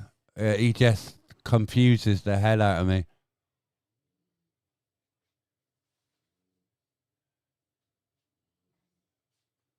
He is a good guy.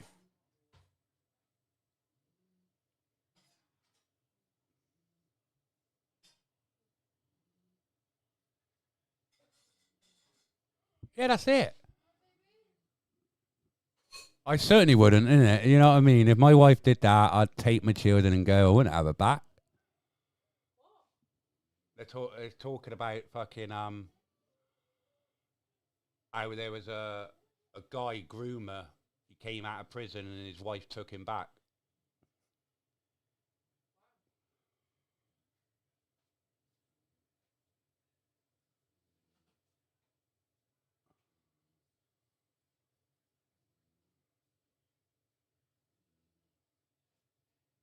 Right, what if using Wi-Fi on a train is this MAC address plus VPN? Right. Your MAC address is your physical device address, right? That is programmed in to your... Hang on, let me think of the word. It's something...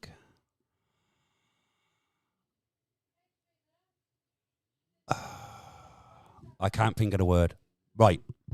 So you're sat on a phone, sat on your train. You go onto Wi-Fi and you can say free Wi-Fi rail normally, or first Wi-Fi free. Say for example, you click on that, right? Your device then sends a digital handshake to say, yes, this is me. This is my device. My MAC address is this. Please connect me. And a digital handshake through your MAC address. right, to authorize it. And then you got a setting on there to say remember settings, haven't you? Remember Wi-Fi or forget Wi-Fi. So every time you get on to a train, because it's weird, your phone, right, when you walk into your house, right, your phone will automatically connect to your Wi-Fi, isn't it, if you've agreed that digital handshake. The reason why your phone, you might have the train Wi-Fi preset in your phone, but that specific train has a different MAC address number, right? So even though you have that free Wi-Fi already there, it won't connect to that one. You have to then reset it up because it's a different MAC address. The MAC address is the physical address of the device, okay, and how it is connected to the router. And I said at the beginning of this stream is my desktop computer, my tower, has 2 MAC addresses. One MAC address when it's connected via LAN, local area network connection, LAN,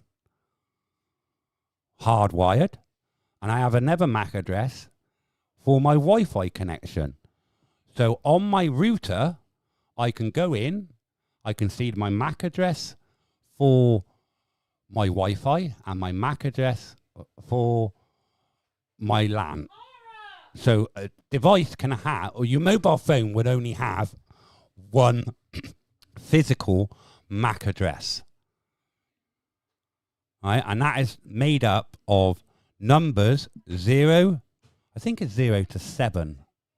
Yeah, numbers from 0 to 7. It's a 12-digit number, but it's made up of a series of 2 digits, which is a number and a letter. So it could be, you know, made up of that between A and F. And that is your physical MAC address. To say,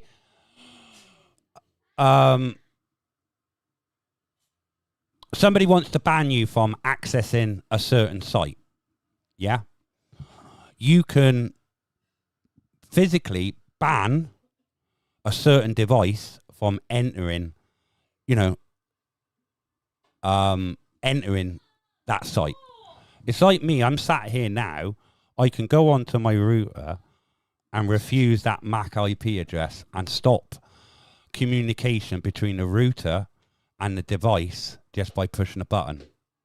Because I control the router, or router if you're American.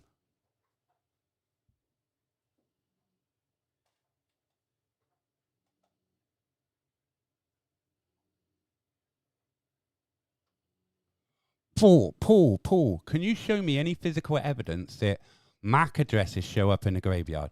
Because Wi-Fi, Bluetooth, as a massive distance, massive range. So if somebody, like I said, if somebody shows me physical evidence of a MAC address showing up, or they will show up in a graveyard, won't they? Because you're picking up maybe local shops, maybe devices that, you know, it's, we're having this conversation and still they're saying about graveyards, but nobody's showing any evidence for the graveyards, are they? They're not. I got to have hard evidence. I just cannot have word of mouth. It's got to be real evidence.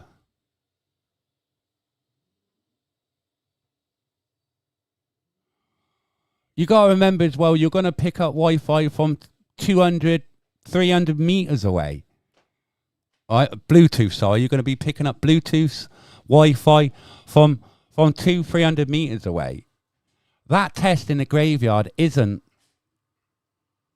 right, any sort of, the only way, right, that you can plausible plausibly make me believe that everyone that got the shot has got some sort of RF indicator ID MAC address on them. The only way that you're going to prove that to me, that make me believe that, if you got a vaccinated dead person in a Faraday cage with me, and then I try and connect to them, or I try and pick up a Wi-Fi or Bluetooth signal from that person, right, inside a Faraday cage. So the only thing that you would be picking up is anything that's inside the cage, not outside, because everything from the outside is blocked from coming in. So that is the only way that you are going to prove that to me, that people have got MAC addresses inside them. That is the only way that you're going to make me believe it. We're talking about Bluetooth, not Wi-Fi.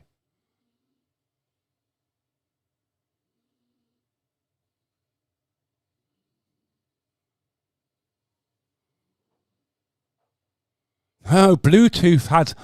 I watched, right, 2 aircraft flying 1,000 meters different height altitude, right? And he airdropped a photograph to the other captain on the plane. He has 1,000 meter... I'll find the video. 1 second.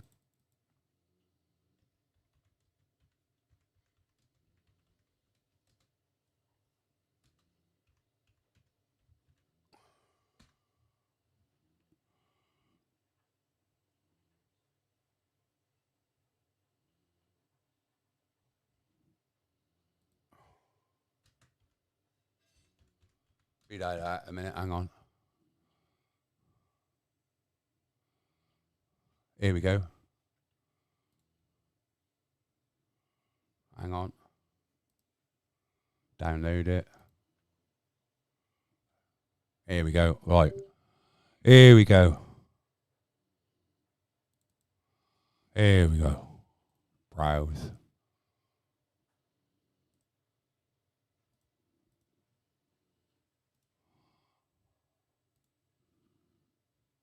All right, let's have a look at this. Hey guys, sitting here at 35,000 feet. Here we go. Hey guys, sitting here at 35,000 feet. He's sitting at 36,000 feet, and I'm going to try and send him an airdrop. Let's see what happens. Singapore 1-2 is Nippon Cargo. You guys on area yourself?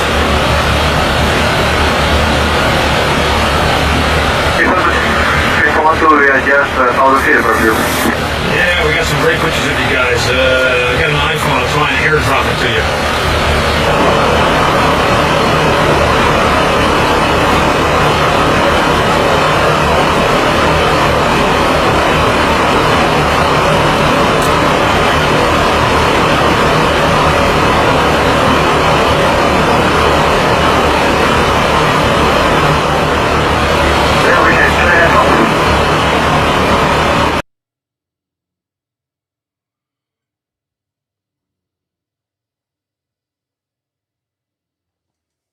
So there you have it. Airdropping Bluetooth from one plane to another.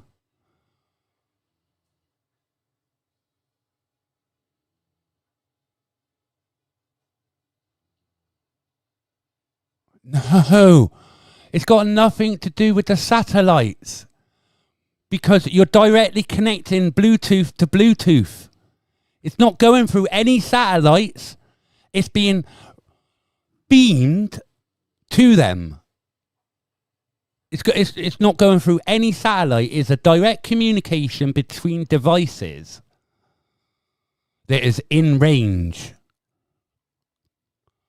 So we've all sat on a bus, haven't we? When we've had an iPhone and devices in range if you got it turned on for airdrop capability. So like I said, the only way you're going to get me to believe that dead people give off MAC addresses is inside a Faraday cage, a controlled environment.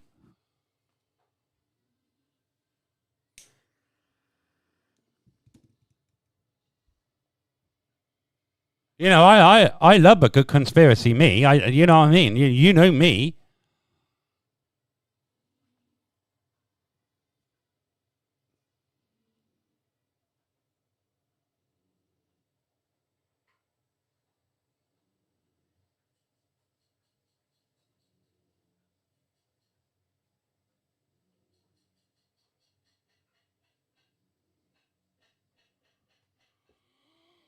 That's what it is. It's not I don't see dead people. I see dead people, innit? It's now I see Bluetooth people.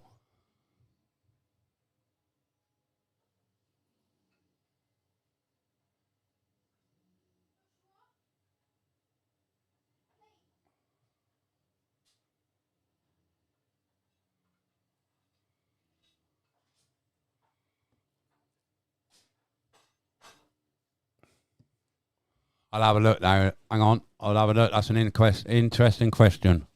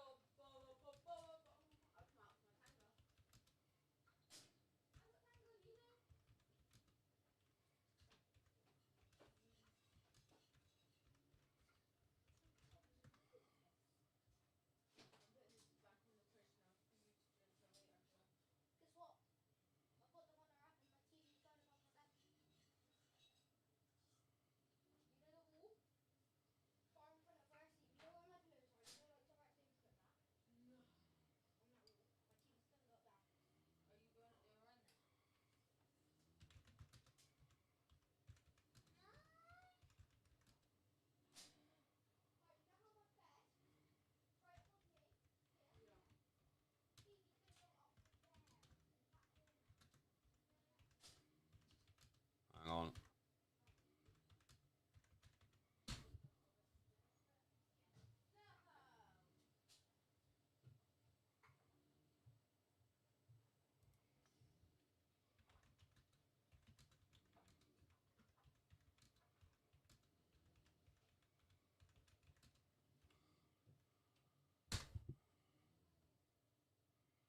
Right then. Okay, I've asked them, got some questions back. The range of Bluetooth connections for mobile phones typically fall within a range of about 30 feet, 10 meters, under optimal conditions. However, this range can vary depending on factors like interference, obstructions, and the specific Bluetooth version and class of the device involved. Some newer Bluetooth versions like Bluetooth 5 boost improved range capability compared to older versions. Okay. And my next question is, what Bluetooth version does most mobile phones have? As of January 2022, most mobile phones were equipped with Bluetooth 5 or newer version. Bluetooth 5 offers improved range speeds and data throughput compared to previous versions, making it a popular choice for mobile devices. However, the specific Bluetooth version can vary depending on the device manufacturers and models. So it's always a good idea to check the specifications of a particular phone to confirm its Bluetooth capabilities. Then I asked another question. What is the range of Bluetooth 5? Bluetooth 5 has a significantly improved range compared to its predecessors. It can typically reach up to around 200 meters, approximately 600 feet in ideal conditions. However, in real world range may vary depending on factors such as atmospherics, as I said, interference, obstructions, and the specifications, implementations of Bluetooth in that device. So, yes, it is possible to get your Bluetooth range massive, huge. So again, going to a graveyard and picking up devices doesn't mean that you're picking up the devices of the dead people that are buried.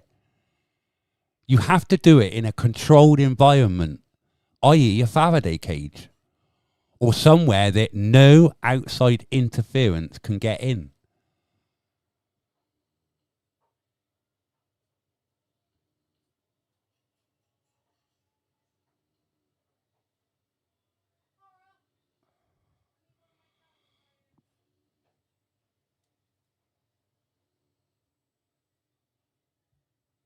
Paul, if that's what you believe, that people are now got some sort of MAC address inside them, then I can't change your mind. Only you can actually do that yourself. I can't. I'm not going to fall out. You've been a member of my channel a long, long time. Just want you to just think a little bit logically.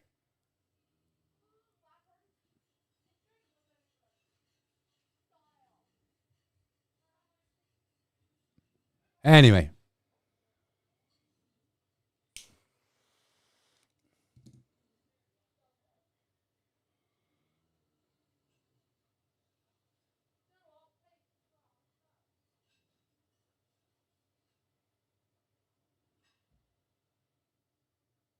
Yeah, I'm. This is what look, and same with me, Matt, mate. And that's what I mean. I am not convinced by the human Bluetooth thing. I'm not convinced yet because I haven't had any plausible evidence shown to me to say, look, this was done under a test condition. No outside interference could have got in. This is 100% what happened. And like I said, I'll hold my hands up and go, I'm wrong. Yeah, you were right. I missed that one. But I can't at the moment.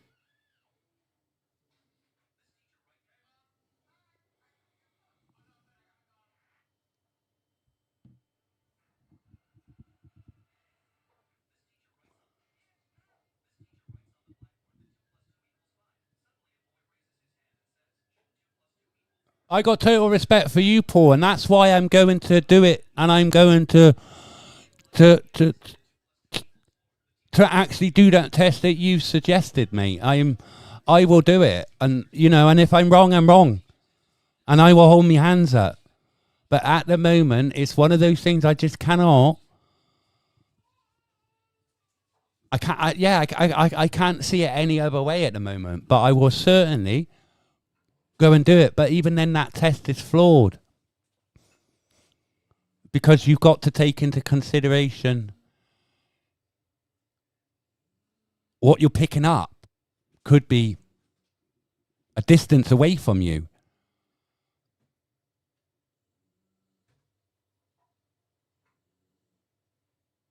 I will film it. You know what I mean? I'm not. I think this is all stemmed from, the human chip, I think it's all stemmed from, the first person to have the chip put inside her hand to open up her doors to her house and, turn the lights on or walk in and they detect your presence.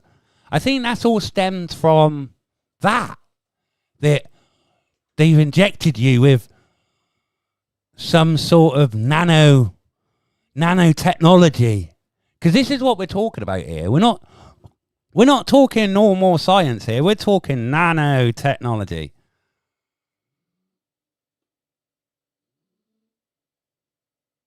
And we've got computer experts who's worked in fields of computers.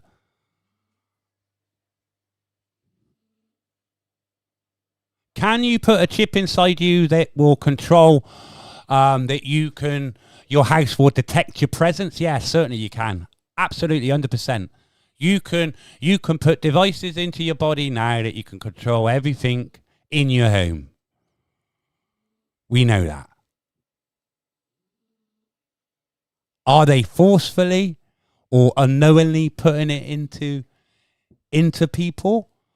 That's what's got to be proven, and I am determined to prove it one way or another, because like I said, at the moment, to me, I can't see it.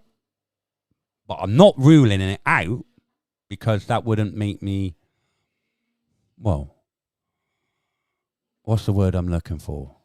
It would just make me as bad as everyone else if I said, right, yeah, that's 100% true. Yeah, because he's told me it. That's gospel, that is. No, I can't do it. That's not the type of person I am. I've got to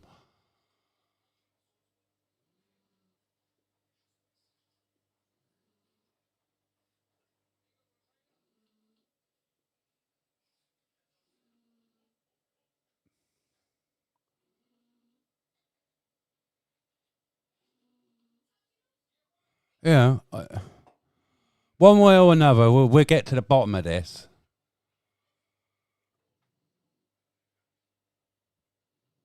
And it's like, it's the same. It's all these street lights are death rays. Why aren't they killing people already with them?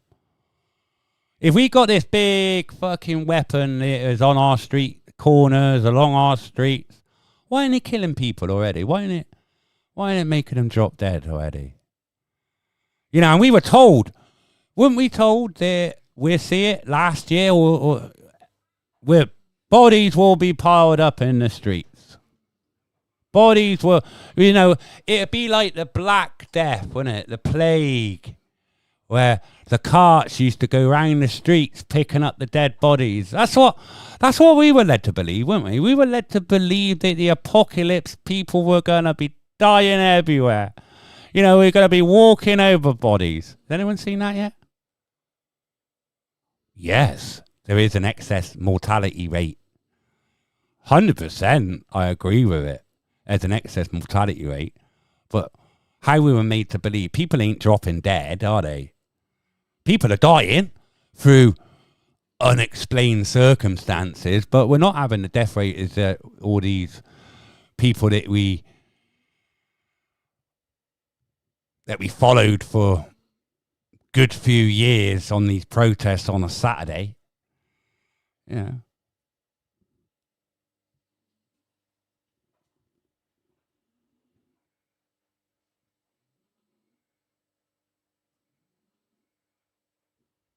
Yes, a lot of people are dying unexpectedly, suddenly. We all know from what. So having the chip inside you, I think that's probably least of your worries if you've got it.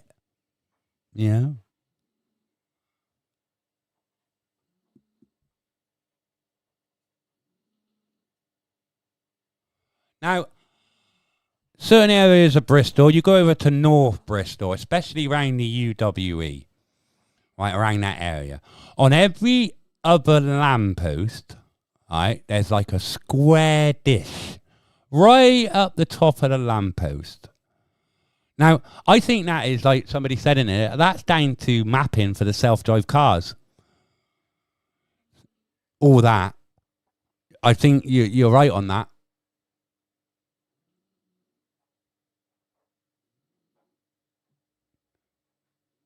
I can quite believe that one.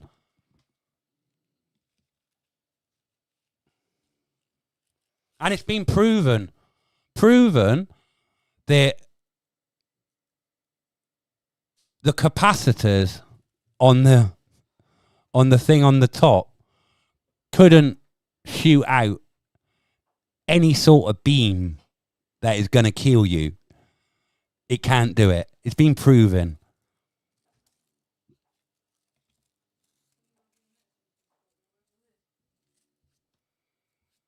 You know, yes, capacitors within these things. It's like a capacitor in my computer, right? You've got to ground it before you even do any work on it, because if I get a zap off of one of my capacitors in my computer, that would kill me. But could a capacitor be used to fire a beam from a street light to kill you? No, I don't think there's enough power in it. You would see like big transformer boxes by all these fucking street lights. You've got to have a massive transformer to do anything like that.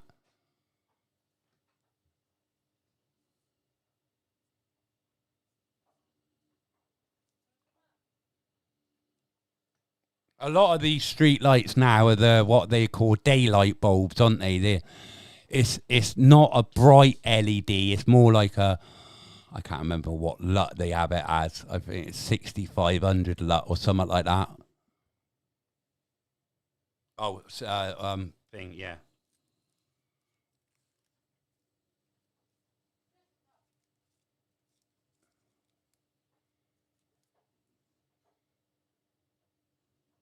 Yeah, you can. You can make an EMP from an old camera flash, because it's just a massive energy in it. That's all the flash is a burst of energy. That is actually charged up through the capacitors and then fired out. So yeah, it's a sort of EMP in it. It's I get what you're saying there.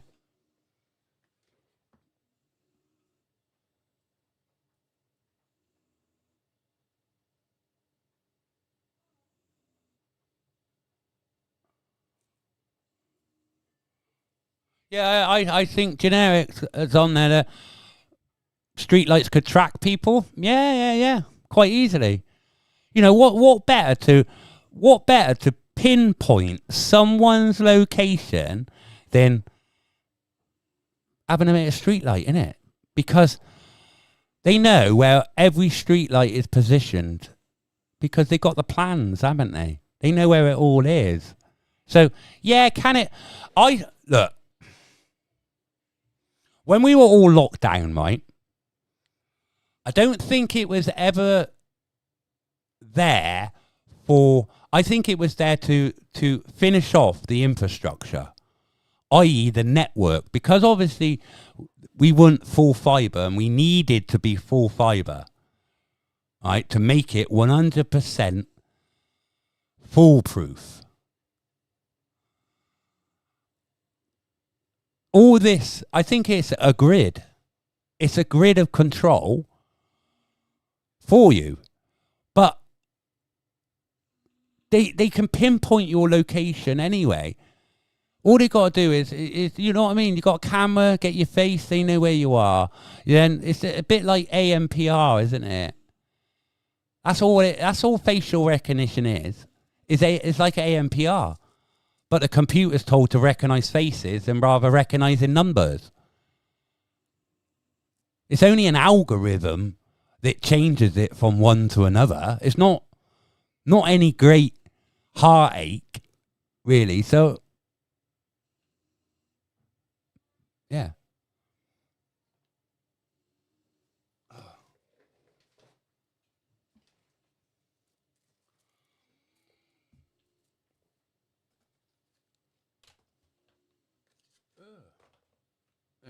I have to go out.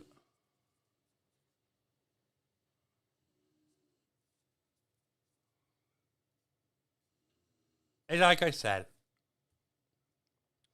I'm on the fence of that one at the moment. But we're not ruling it out just yet.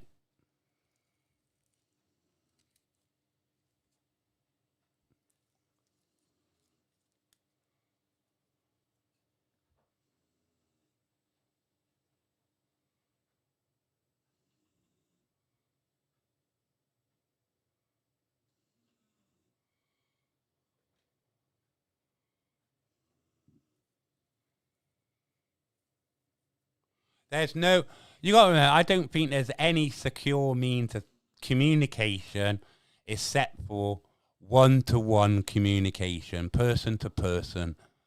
The moment you put a machine in between that, there's no privacy. I've said it, innit? I use the technology, okay, knowing that the technology is being used against me. Right? And we all do it, and we're all guilty of it, aren't we?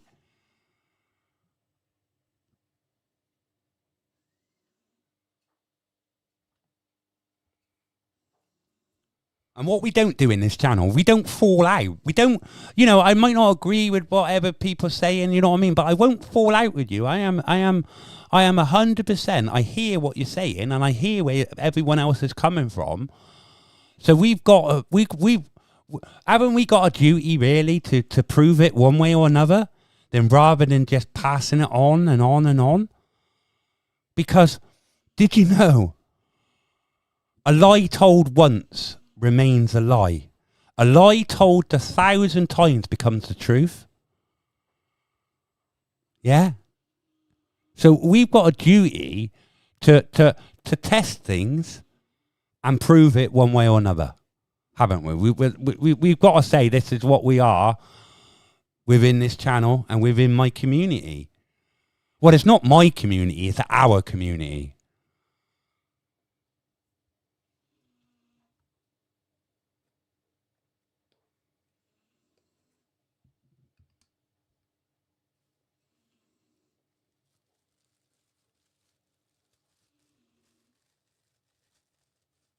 But you are, we're having a good debate. I like it, and it's not nasty. It is actually well mannered.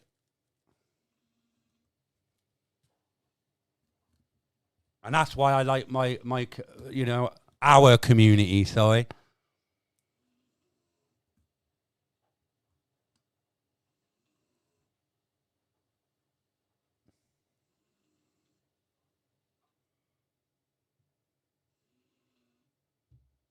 I never will, Paul. And I see so many people turn their way of thinking just because it may get them a few more subscribers, a little bit more money. Yeah, I can't. It's not about how many people watch me. I don't care. I like to talk, and I like to talk what I think the world is about. Might be wrong. I won't take offense if people turn around and say, Chris, you're completely and utterly fucking wrong there, mate.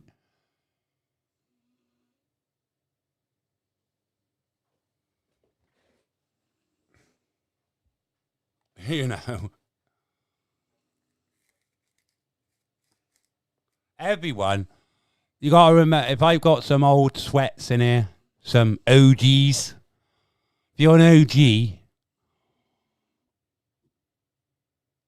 if you're an OG of the channel, what am I most famous for? There may be a couple of answers here. We'll see if you can, there's any OGs in here.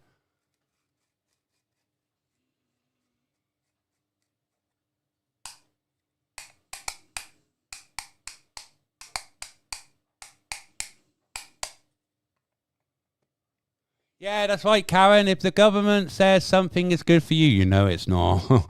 It's not.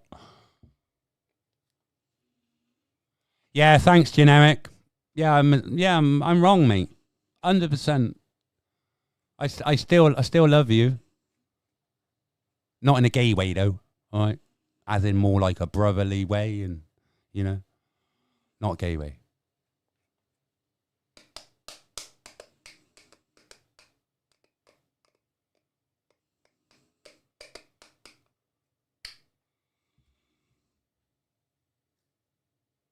I am still here. That's right. If it quacks like a duck, it's a fucking duck.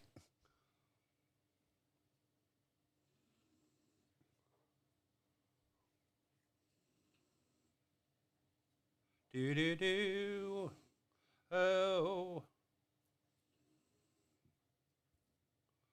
So what else has been going on in people's lives?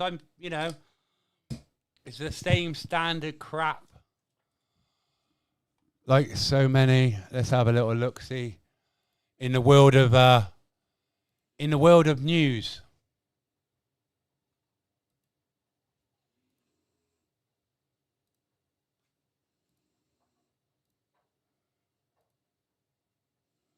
Fuck's sake! Don't want to. You bugger.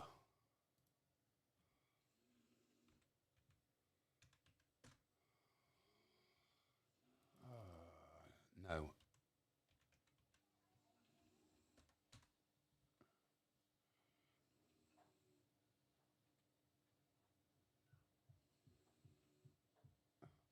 Yeah, that murder in Bristol has made national news. On the Beeb, 3 US troops killed in a drone attack in Jordan.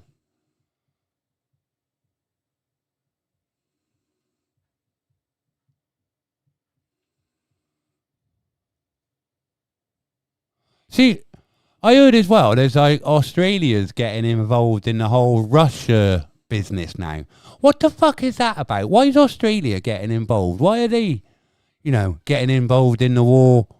That's a bit mental, isn't it?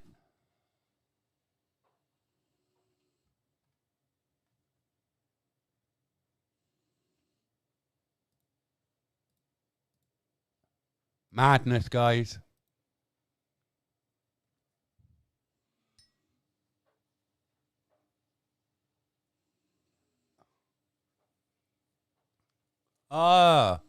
You've been taking Xboxes apart. Yeah, my boy's got a Xbox Series X. Needs a service. Well, it doesn't need a service.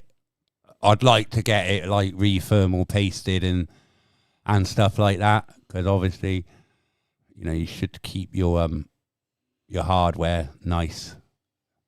So he's had it 2 years now. So I reckon it could do with re-thermal pasting maybe.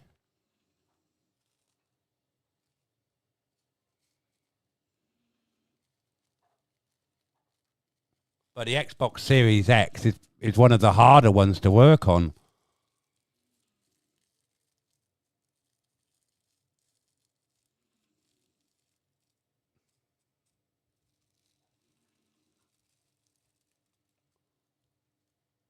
That's good. That is good.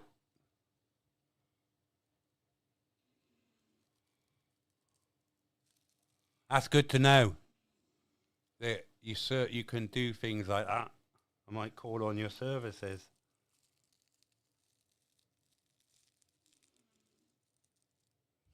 I bought my son for Christmas. He got PlayStation 5.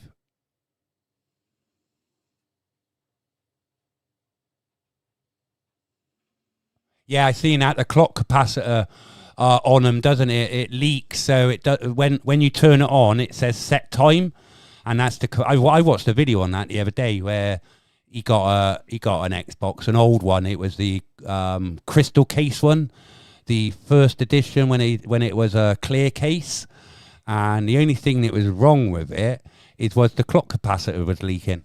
No, it blown. So he just put a new cap in, and that was it. Buy it up straight away, put a date and time in, and it saved it off. You wouldn't think something like that would stop your Xbox from working because it doesn't know the time and date.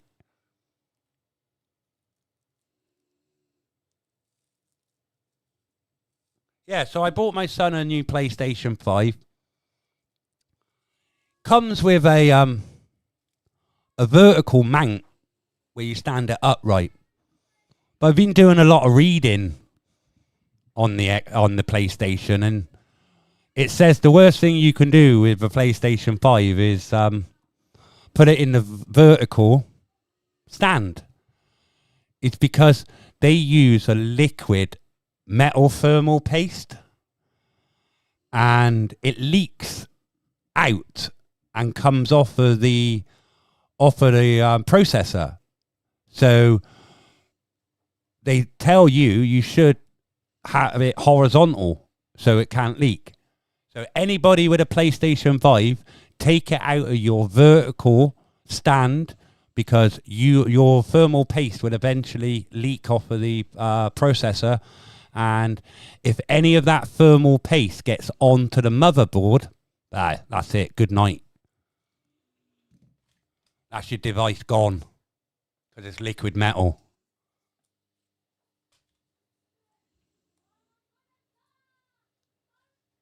Really? They can run without thermal paste in? I heard that it fucks up, it leaks out onto the motherboard and it kills your motherboard.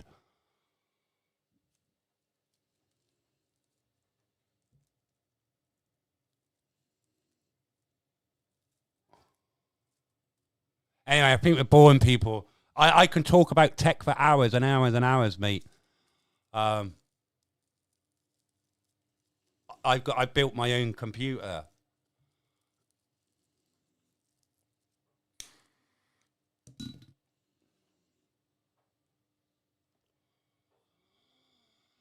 Yeah, so I do know a bit. Yeah, I've got my son's, he's now in a horizontal mount under the desk. I bought this, fucking had to come from the States. It's just 2 bits of metal that hold it underneath, horizontal underneath his desk. So his PlayStation's not on his desk, it's out so he can put a keyboard up there, things like that. Oh, that's a time capacitor, is it?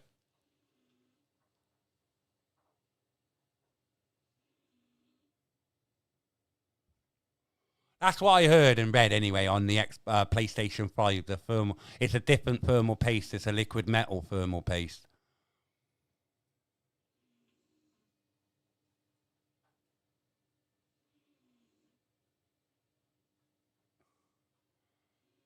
Thank you, Brock.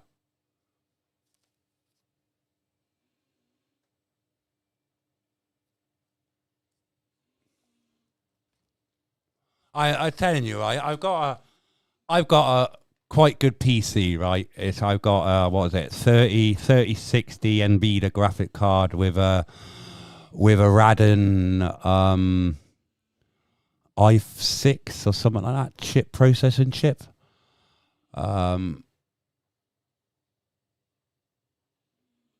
16 gig of DDR5, is it?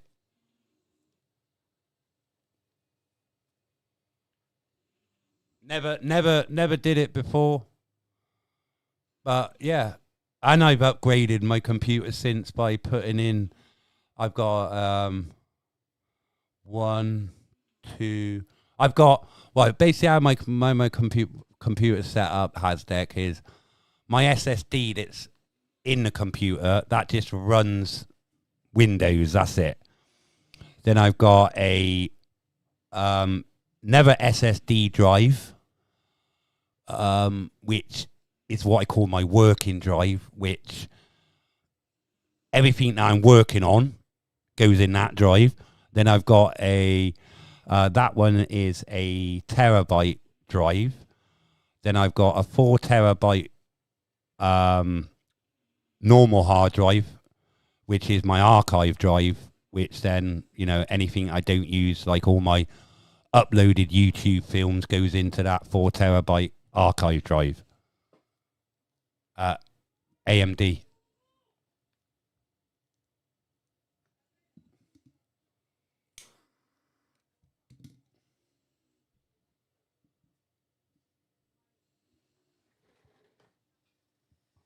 So mine is a AMD Radeon 5 processor chip with a NVIDIA 3060 graphic card, which is quite a good graphics card, actually. It's not a bad graphics.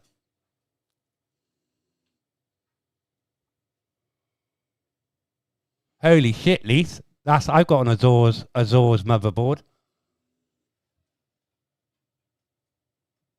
That's the only thing I really want to upgrade on my motherboard is because it doesn't have a, what do they call, port for the SSD that goes onto the motherboard. Mine is a separate SSD drive that has gone onto a SATA cable. Is it SATA cable? I think that's the same. I've got a AMD Radeon 5 with a 3060 graphic card. You got a 5600 graphic card, haven't you?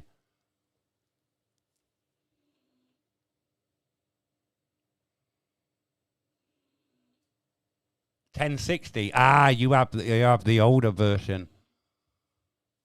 1060 is all right, but I found it is that when I live stream, right, it's weird because on my laptop was absolutely pants, right? Because at the moment I'm only using 0.1% of my CPU. Everything that's coming through now is going through my GPU. So basically, it doesn't throttle. It doesn't slow down. You know, this stream hasn't cut out once, is it? So you know, that's down to your graphics card you're running. And my graphics card is running at, what's the temp? –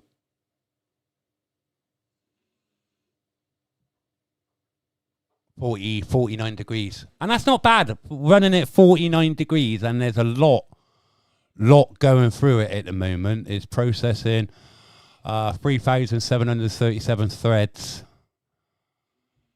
And it's handled over 115,000 threads already. So, yeah, it's not bad. It's got a base speed of 3060 gigahertz, but it's a 402 gigahertz GPU. That's when I like throttle it right up. That's when I overclock it. But it runs at 3.6 hertz normally. But if I throttle it, I can take it up to 4. It goes up to 4 when I'm playing like Call of Duty and something like that. But I'm just boring people now because I'm talking like gobbledygook.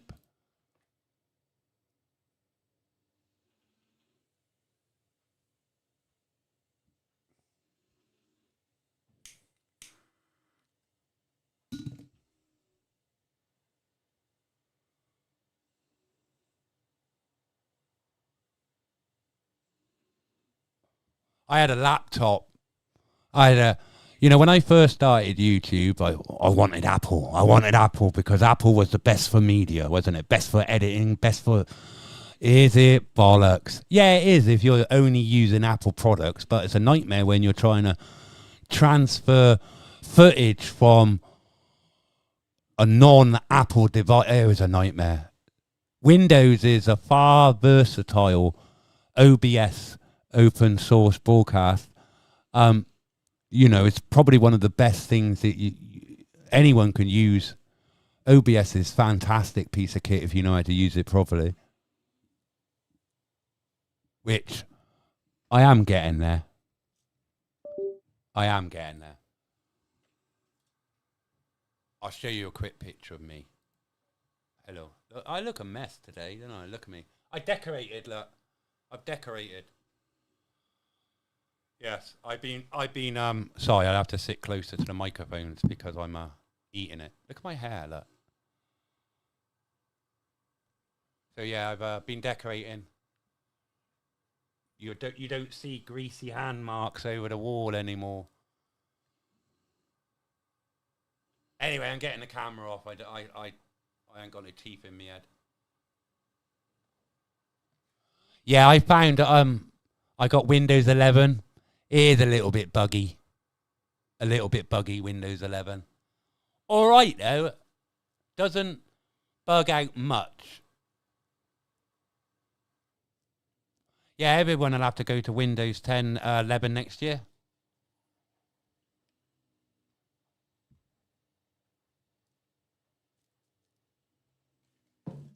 You just, you know, I'm not... I use technology. I'm a tech head.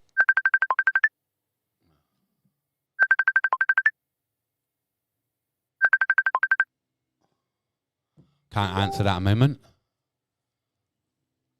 Yeah, so like I said, I'm a tech head. You know, everything's connected via my computer.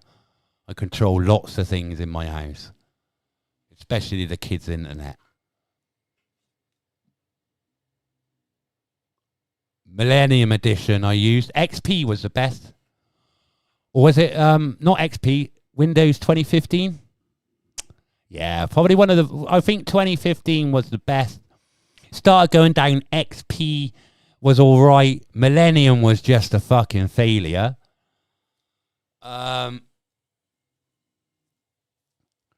Millennium Edition was the first operating system that didn't load through DOS. It booted itself. It didn't have to boot through DOS.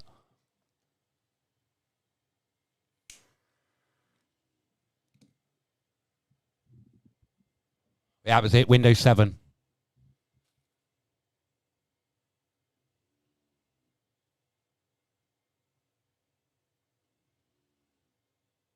Yeah, Windows 7 was probably one of the best.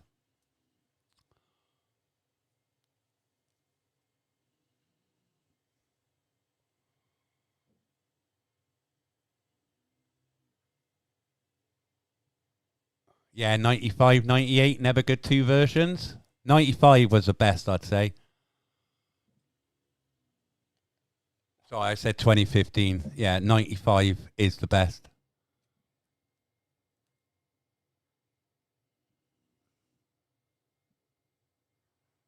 Well, we're just probably confusing people now, aren't we? This is probably a chat for my Telegram group, which I may start more like voice chats and that for people. I'm going to sort Sean out a microphone so he can at least talk.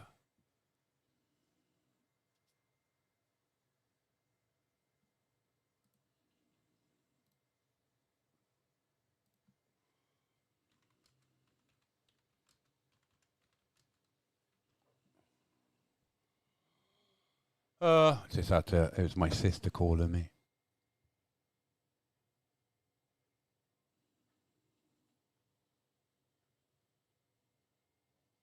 I got up in my attic. My wife's first husband, God rest his soul. He worked for Orange, but he was something into computers and that. And we got like an old IBM that they used to use, a big, massive. It was a laptop, but it weighs like 3 house bricks. You know, it's massive, and it's probably worth some money now because it's probably a collector's items. But it's like an old IBM, you know, one of these technician sort of about 4 inches thick. And that is huge.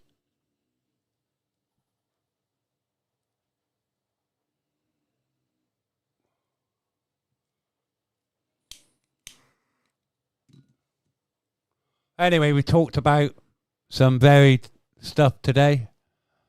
How long have I been live? 2 hours and 38 minutes and 43 seconds.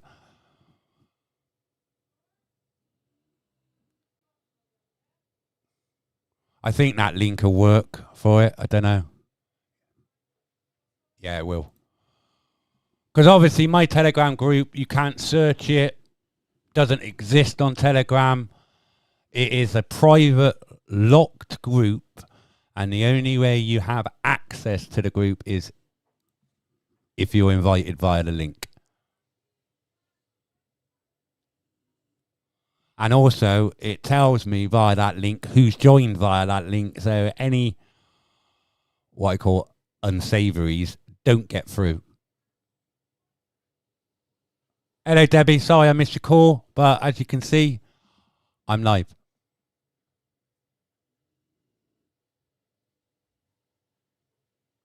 Look, in the winter, I can't go in my loft because, like you said, it's too cold. In the summer, you can't go in because it's like a sauna in there. You know when you got good insulation, it's like it's so hot in your attic during the summer months.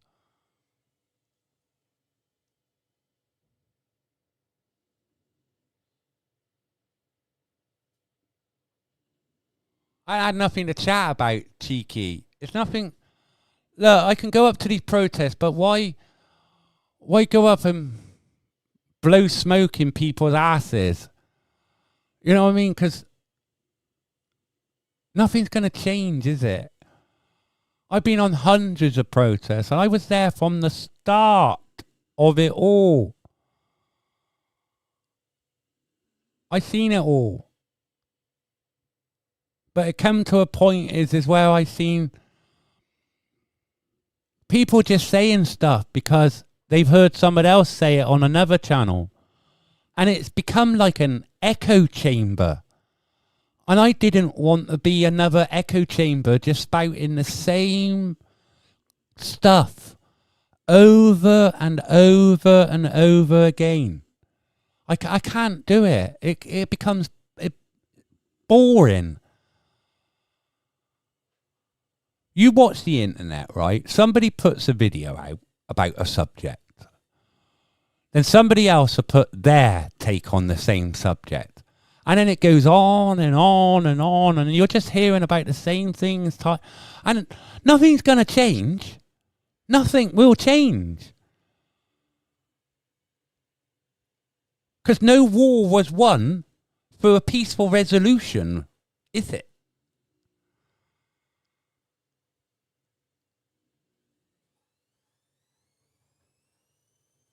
You either got to fight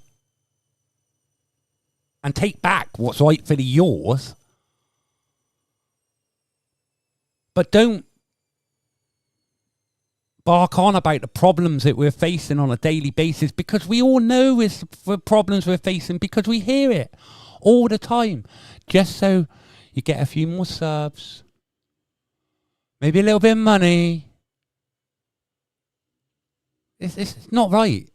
I can't physically, because to me that's just robbing people of their hard-earned money.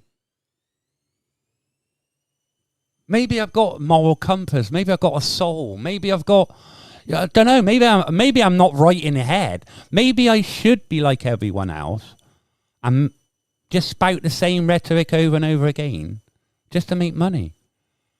Because I ain't got 2 pence to rub my ass together.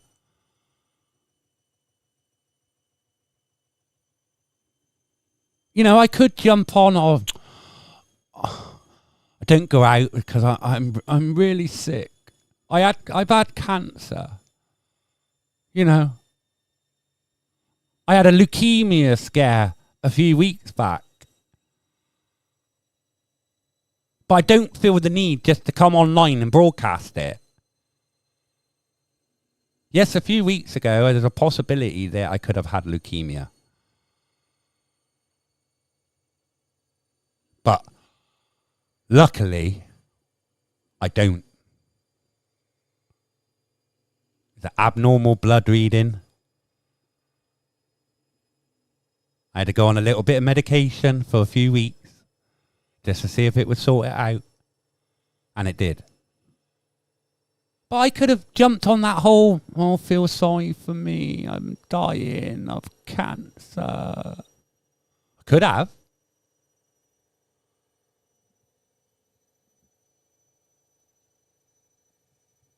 Mental.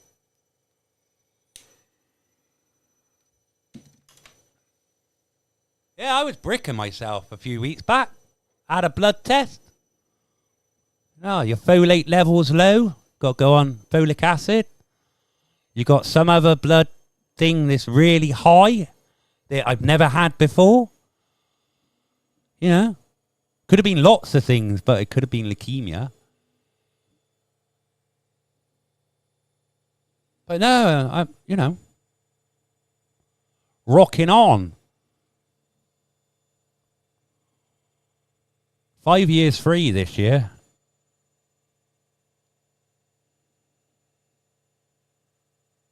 March this year, when I had it cut out,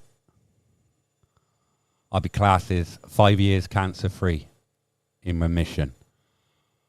So this year, I'm cured this year.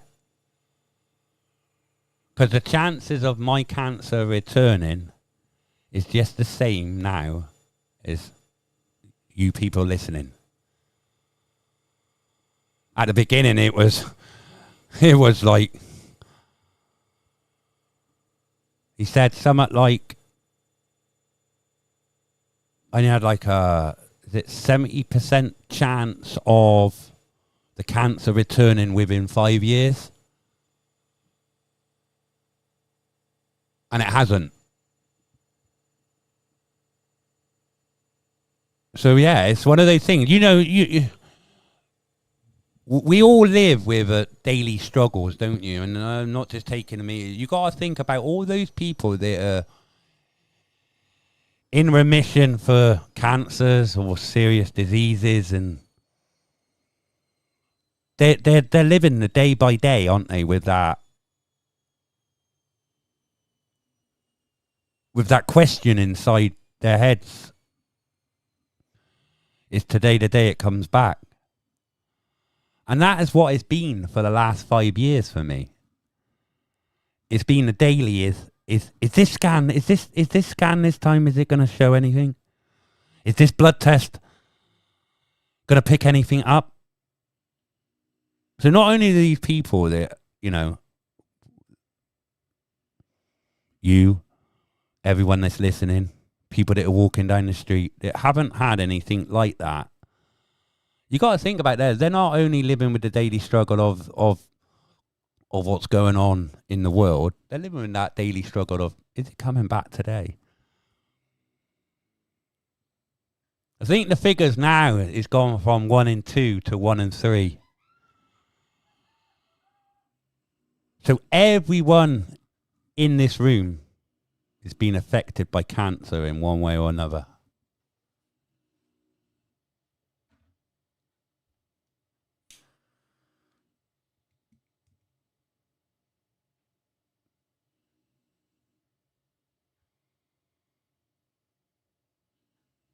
And the person who I've got to thank to getting me through all this is my good lady. If I didn't have Bianca, I don't know if I could have ever fought it and beat it. So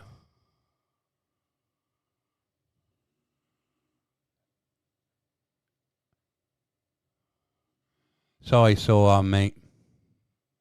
That's why I didn't, you know, because it was all the choice, wasn't it? It was all down to freedom of choice, whether or not you listened to the mainstream media, whether or not you made up your own mind from what research you did. It was a choice, a free choice that people made to get that shot, wasn't it? It wasn't, we can put it down to coercion, because it was for the greater good and you were scared. So yeah, that could be construed as forcefully making you take something.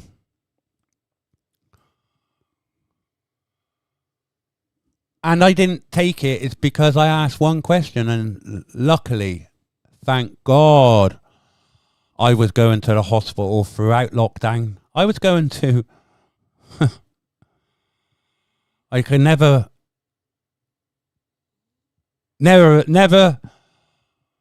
forget the experience. Is so vivid, because the one place I never wanted to visit in my life was the Bristol Haematology and Oncology Centre, the BIOC, at the BRI. Because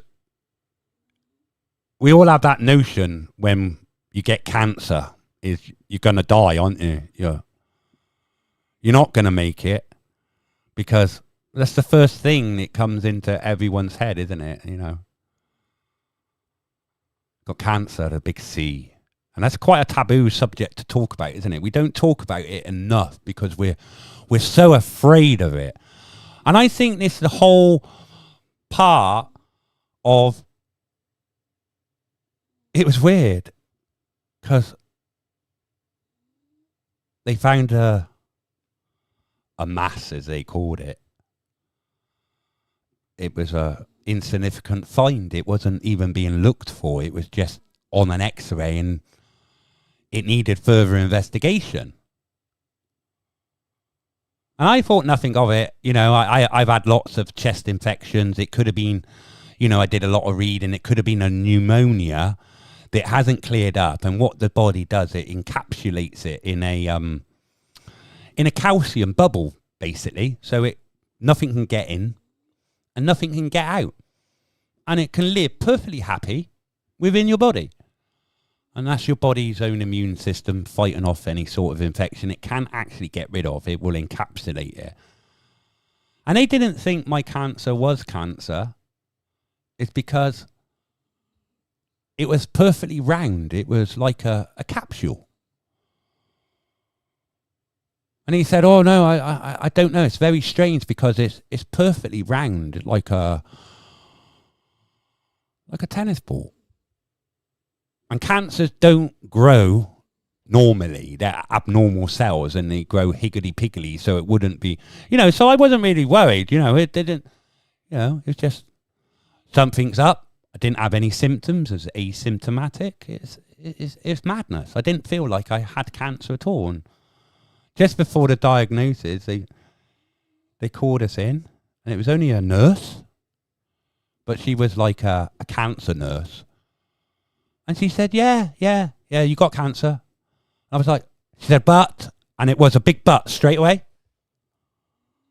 It was like, don't get that panic in. It was like, you got cancer, but it's treatable. All right, so I was, you know, all right, what are they going to do? It's like, you know. So my options were there's only 3 options really. Cut it out, burn it out, or poison it out. Well, it's all poison really, but we'll go into detail of that. It's like madness. Absolutely. Operation didn't do nothing, but the chemotherapy after, I thought I wanted to die. That's what killed people, right? And I think because I was never scared of the cancer, it was never going to beat me, because the whole part of healing and getting better is keeping a PMA, positive mental attitude. And I never let it get on top of me, because the moment you get on top of you, your immune system lowers and you succumb to the cancer. You've got to keep your immune system as tip-top condition, because they're going to poison you. They're going to try and kill you with that stuff. Because mind you, every time I went for a new round of chemo, I had to be weighed, measured, height, just to make sure they don't give me too much and actually kill me.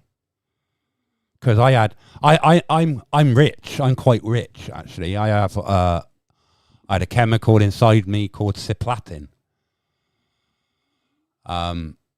which is a platinum-based chemotherapy. So I've got, you know, a precious metal inside of me.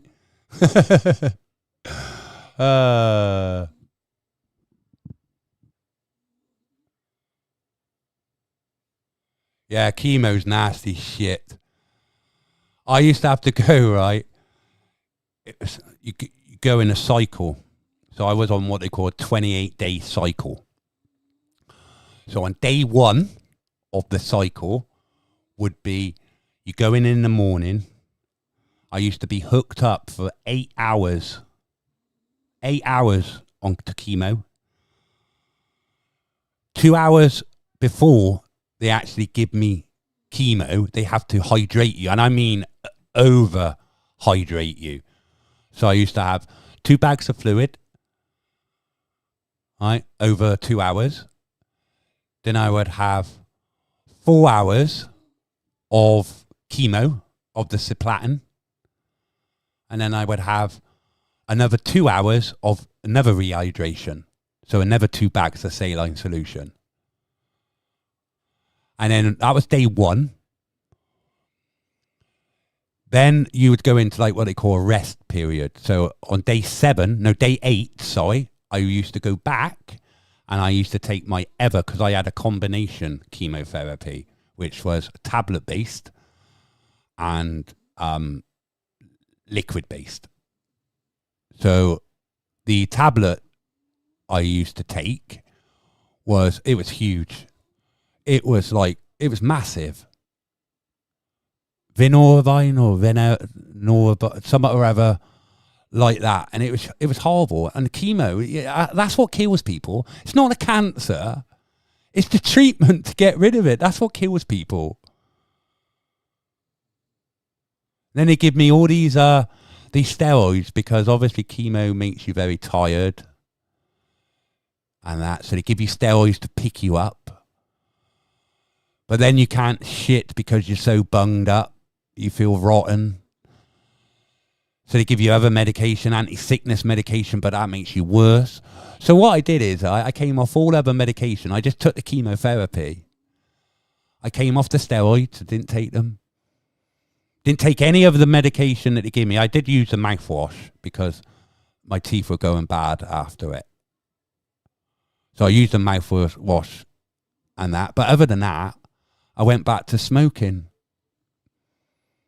And from the second round of chemotherapy, when I had the PICC line in, because they put it, first round I had in my hand for a normal drip, and it made the veins collapse and go really hard. And I can feel them in my hand now. They're basically dead veins. So I made them put it through a central line straight up through my arm. It went up around my shoulder, and it sat just outside my heart. And that was the PICC line. I had that PICC line in for, well, I had 5 rounds of chemo. So I had that in for about 4 months.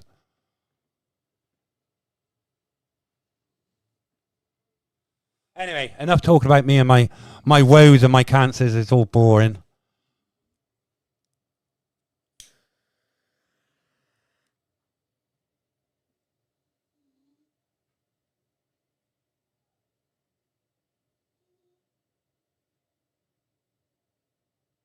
Yeah, they do say, you know, I did ask, like, if cancer, because it's weird now, if my cancer will ever come back, right, it'll always be a lung cancer. It's weird. It might come back in another part of my body, but because the originating cancer was in my lung, all the other cancers, so, you know, wherever it, you know, lung cancer can spread to the bones, it can go to the brain, go to the pancreas,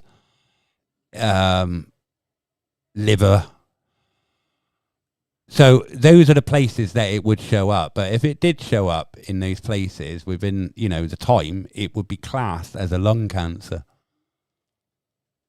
I remember the type. I had squamous cell, non-small cell lung cancer, a squamous cell type. I was NO-MO.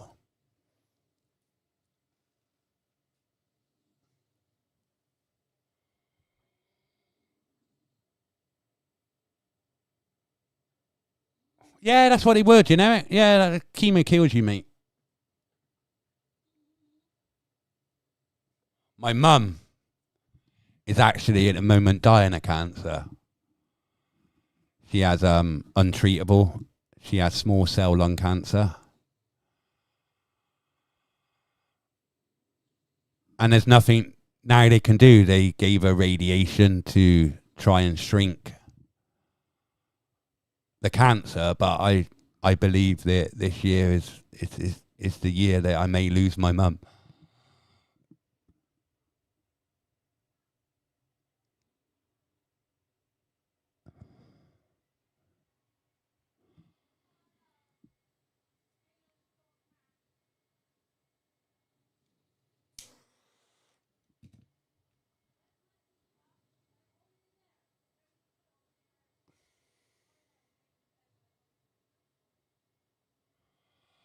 But that's life, isn't it? Life, you know what I mean? The only certain things in life is death, isn't it? That's the, you know what I mean? That's the only thing that we can guarantee from our lives, isn't it?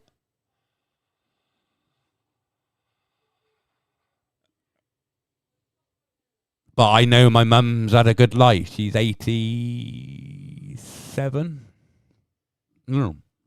Yeah, 86, 87. My dad's 90 something. 90 this year, I think. Was he last year? So they've had a good life.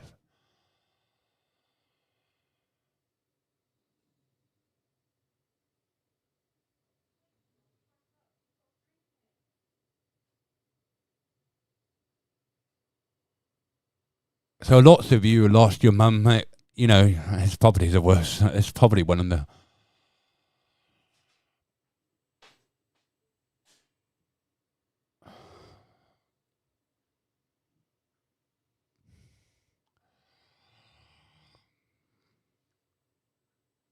You know, so people in the chat, they lost their mums at young age. So I've got to thank my stars that, you know.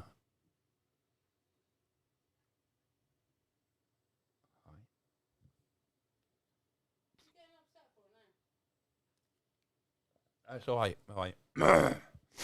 Sorry. Sorry about that, guys.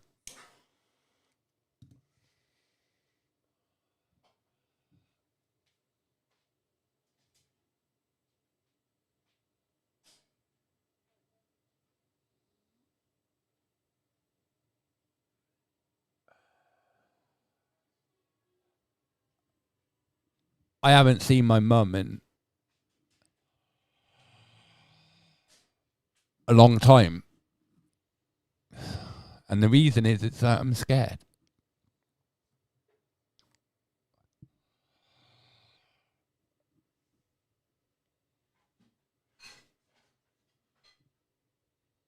I'm scared of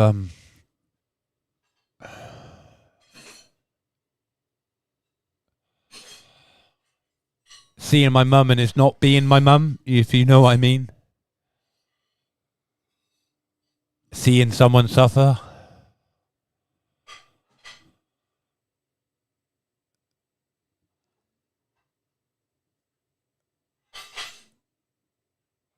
And I know it's wrong of me not to see my mum. Probably for my own selfish reasons, isn't it?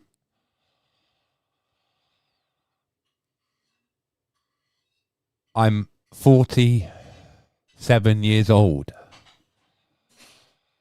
And I'm still a mummy's boy. Oh, I was.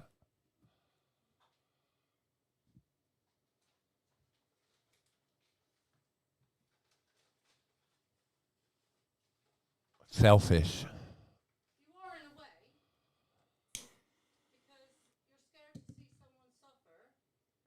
But what about the people that have seen somebody suffer? Huh? I know.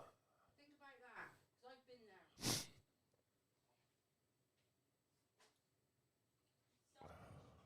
I don't know how to deal with it because I'm 47 years old. The last family member I lost was my nan. And I was 11. So I don't know how really to deal with a death of a family member.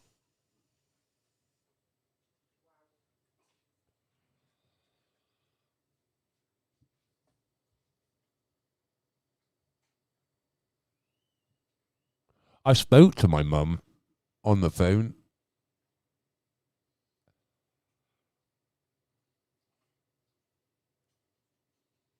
But then it's how you deal with it, and I don't know how to deal with it because I was a child when the last time I dealt with it. And I told... We're going over tomorrow to see your mum, I forgot to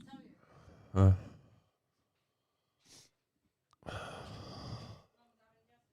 I don't want to have to say goodbye.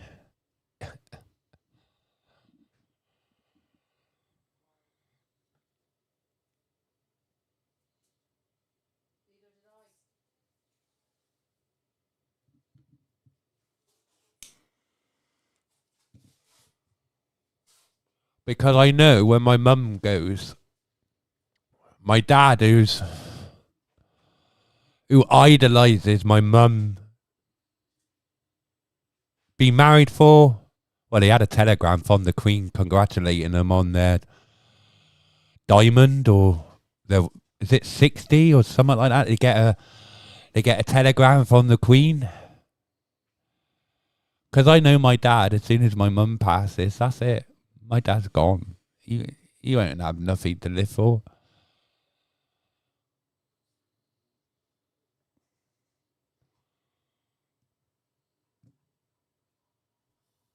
So the day everyone dreads, isn't it? The day some people in this chat had to deal with it at a younger age than me. So I should man up a little bit, but it's an emotion, isn't it? You know the time coming, because everybody dies. Some sooner than others.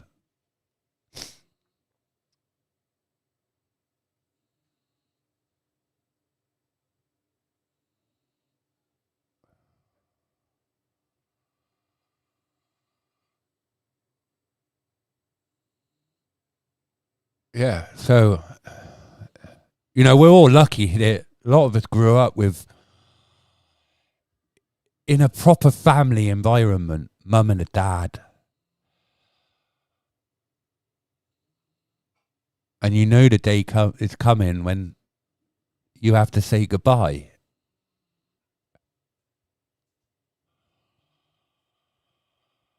I don't think it gets any easier any age. Is it easier as a child to live with it, or is it easier as an adult? I don't know. I say as an adult, you should be able to deal with it better, but as a child, your parents not there, but you don't really understand why.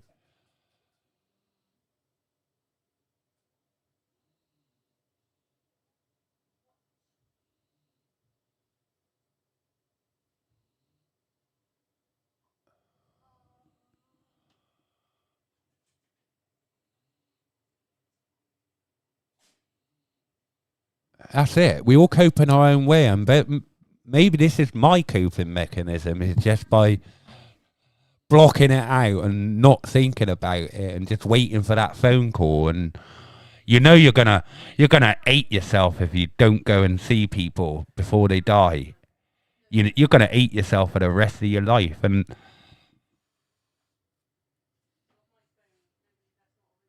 that's the demon in my head.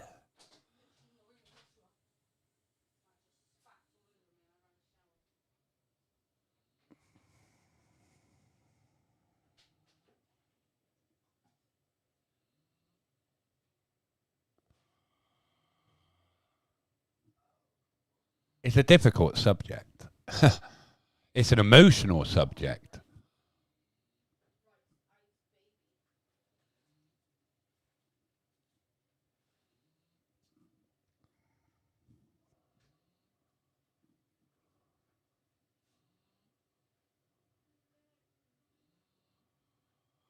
Anyway, that's the circle of life, guys.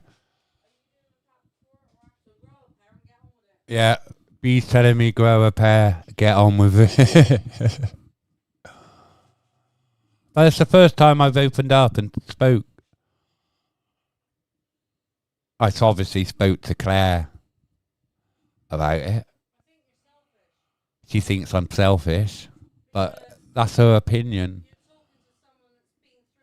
Yeah, she's been through it. She had to say goodbye to her husband. Yeah, I know. I am selfish. I know. I know. Don't you think I know that? I didn't. I'm finding it difficult to go over.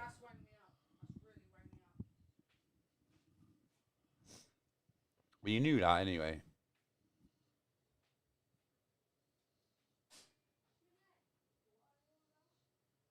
Yep, life's a bitch and then you die. Which it is, isn't it? Life is set to try us. Life is just like one big test, isn't it? One big test.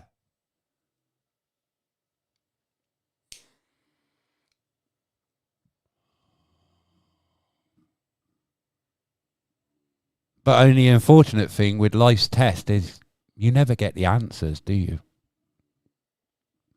You never get marked.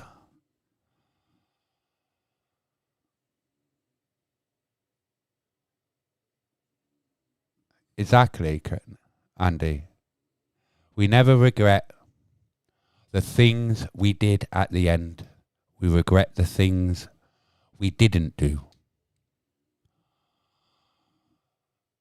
So I know I've rationalized it in my head that I'm selfish and I should go and I have to go.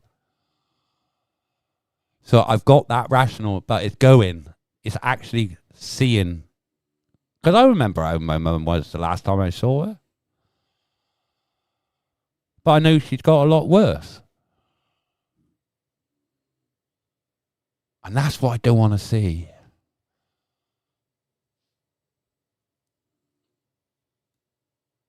But I know I have to.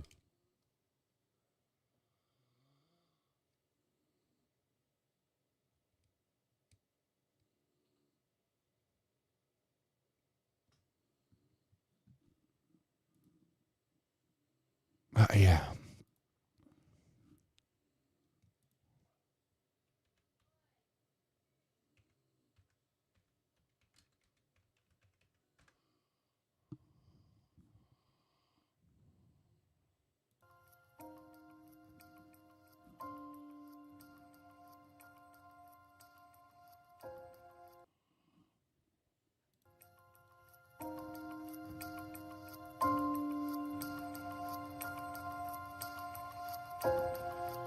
Well, anyway, guys, it's been great to chatting to you for the last 3 hours or so. It's worked a few things out in my head. And it's always good to get things out in the open, because things do seem clearer when it's spoken.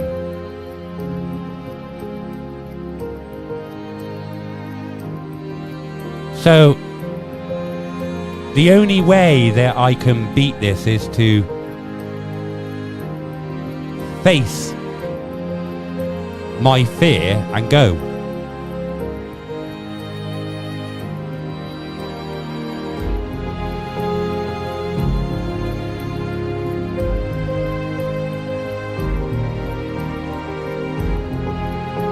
Until the next time, guys, thank you for listening. You know where I am, Tyrant Finder UK. Not so much of the Finder anymore. Just living life.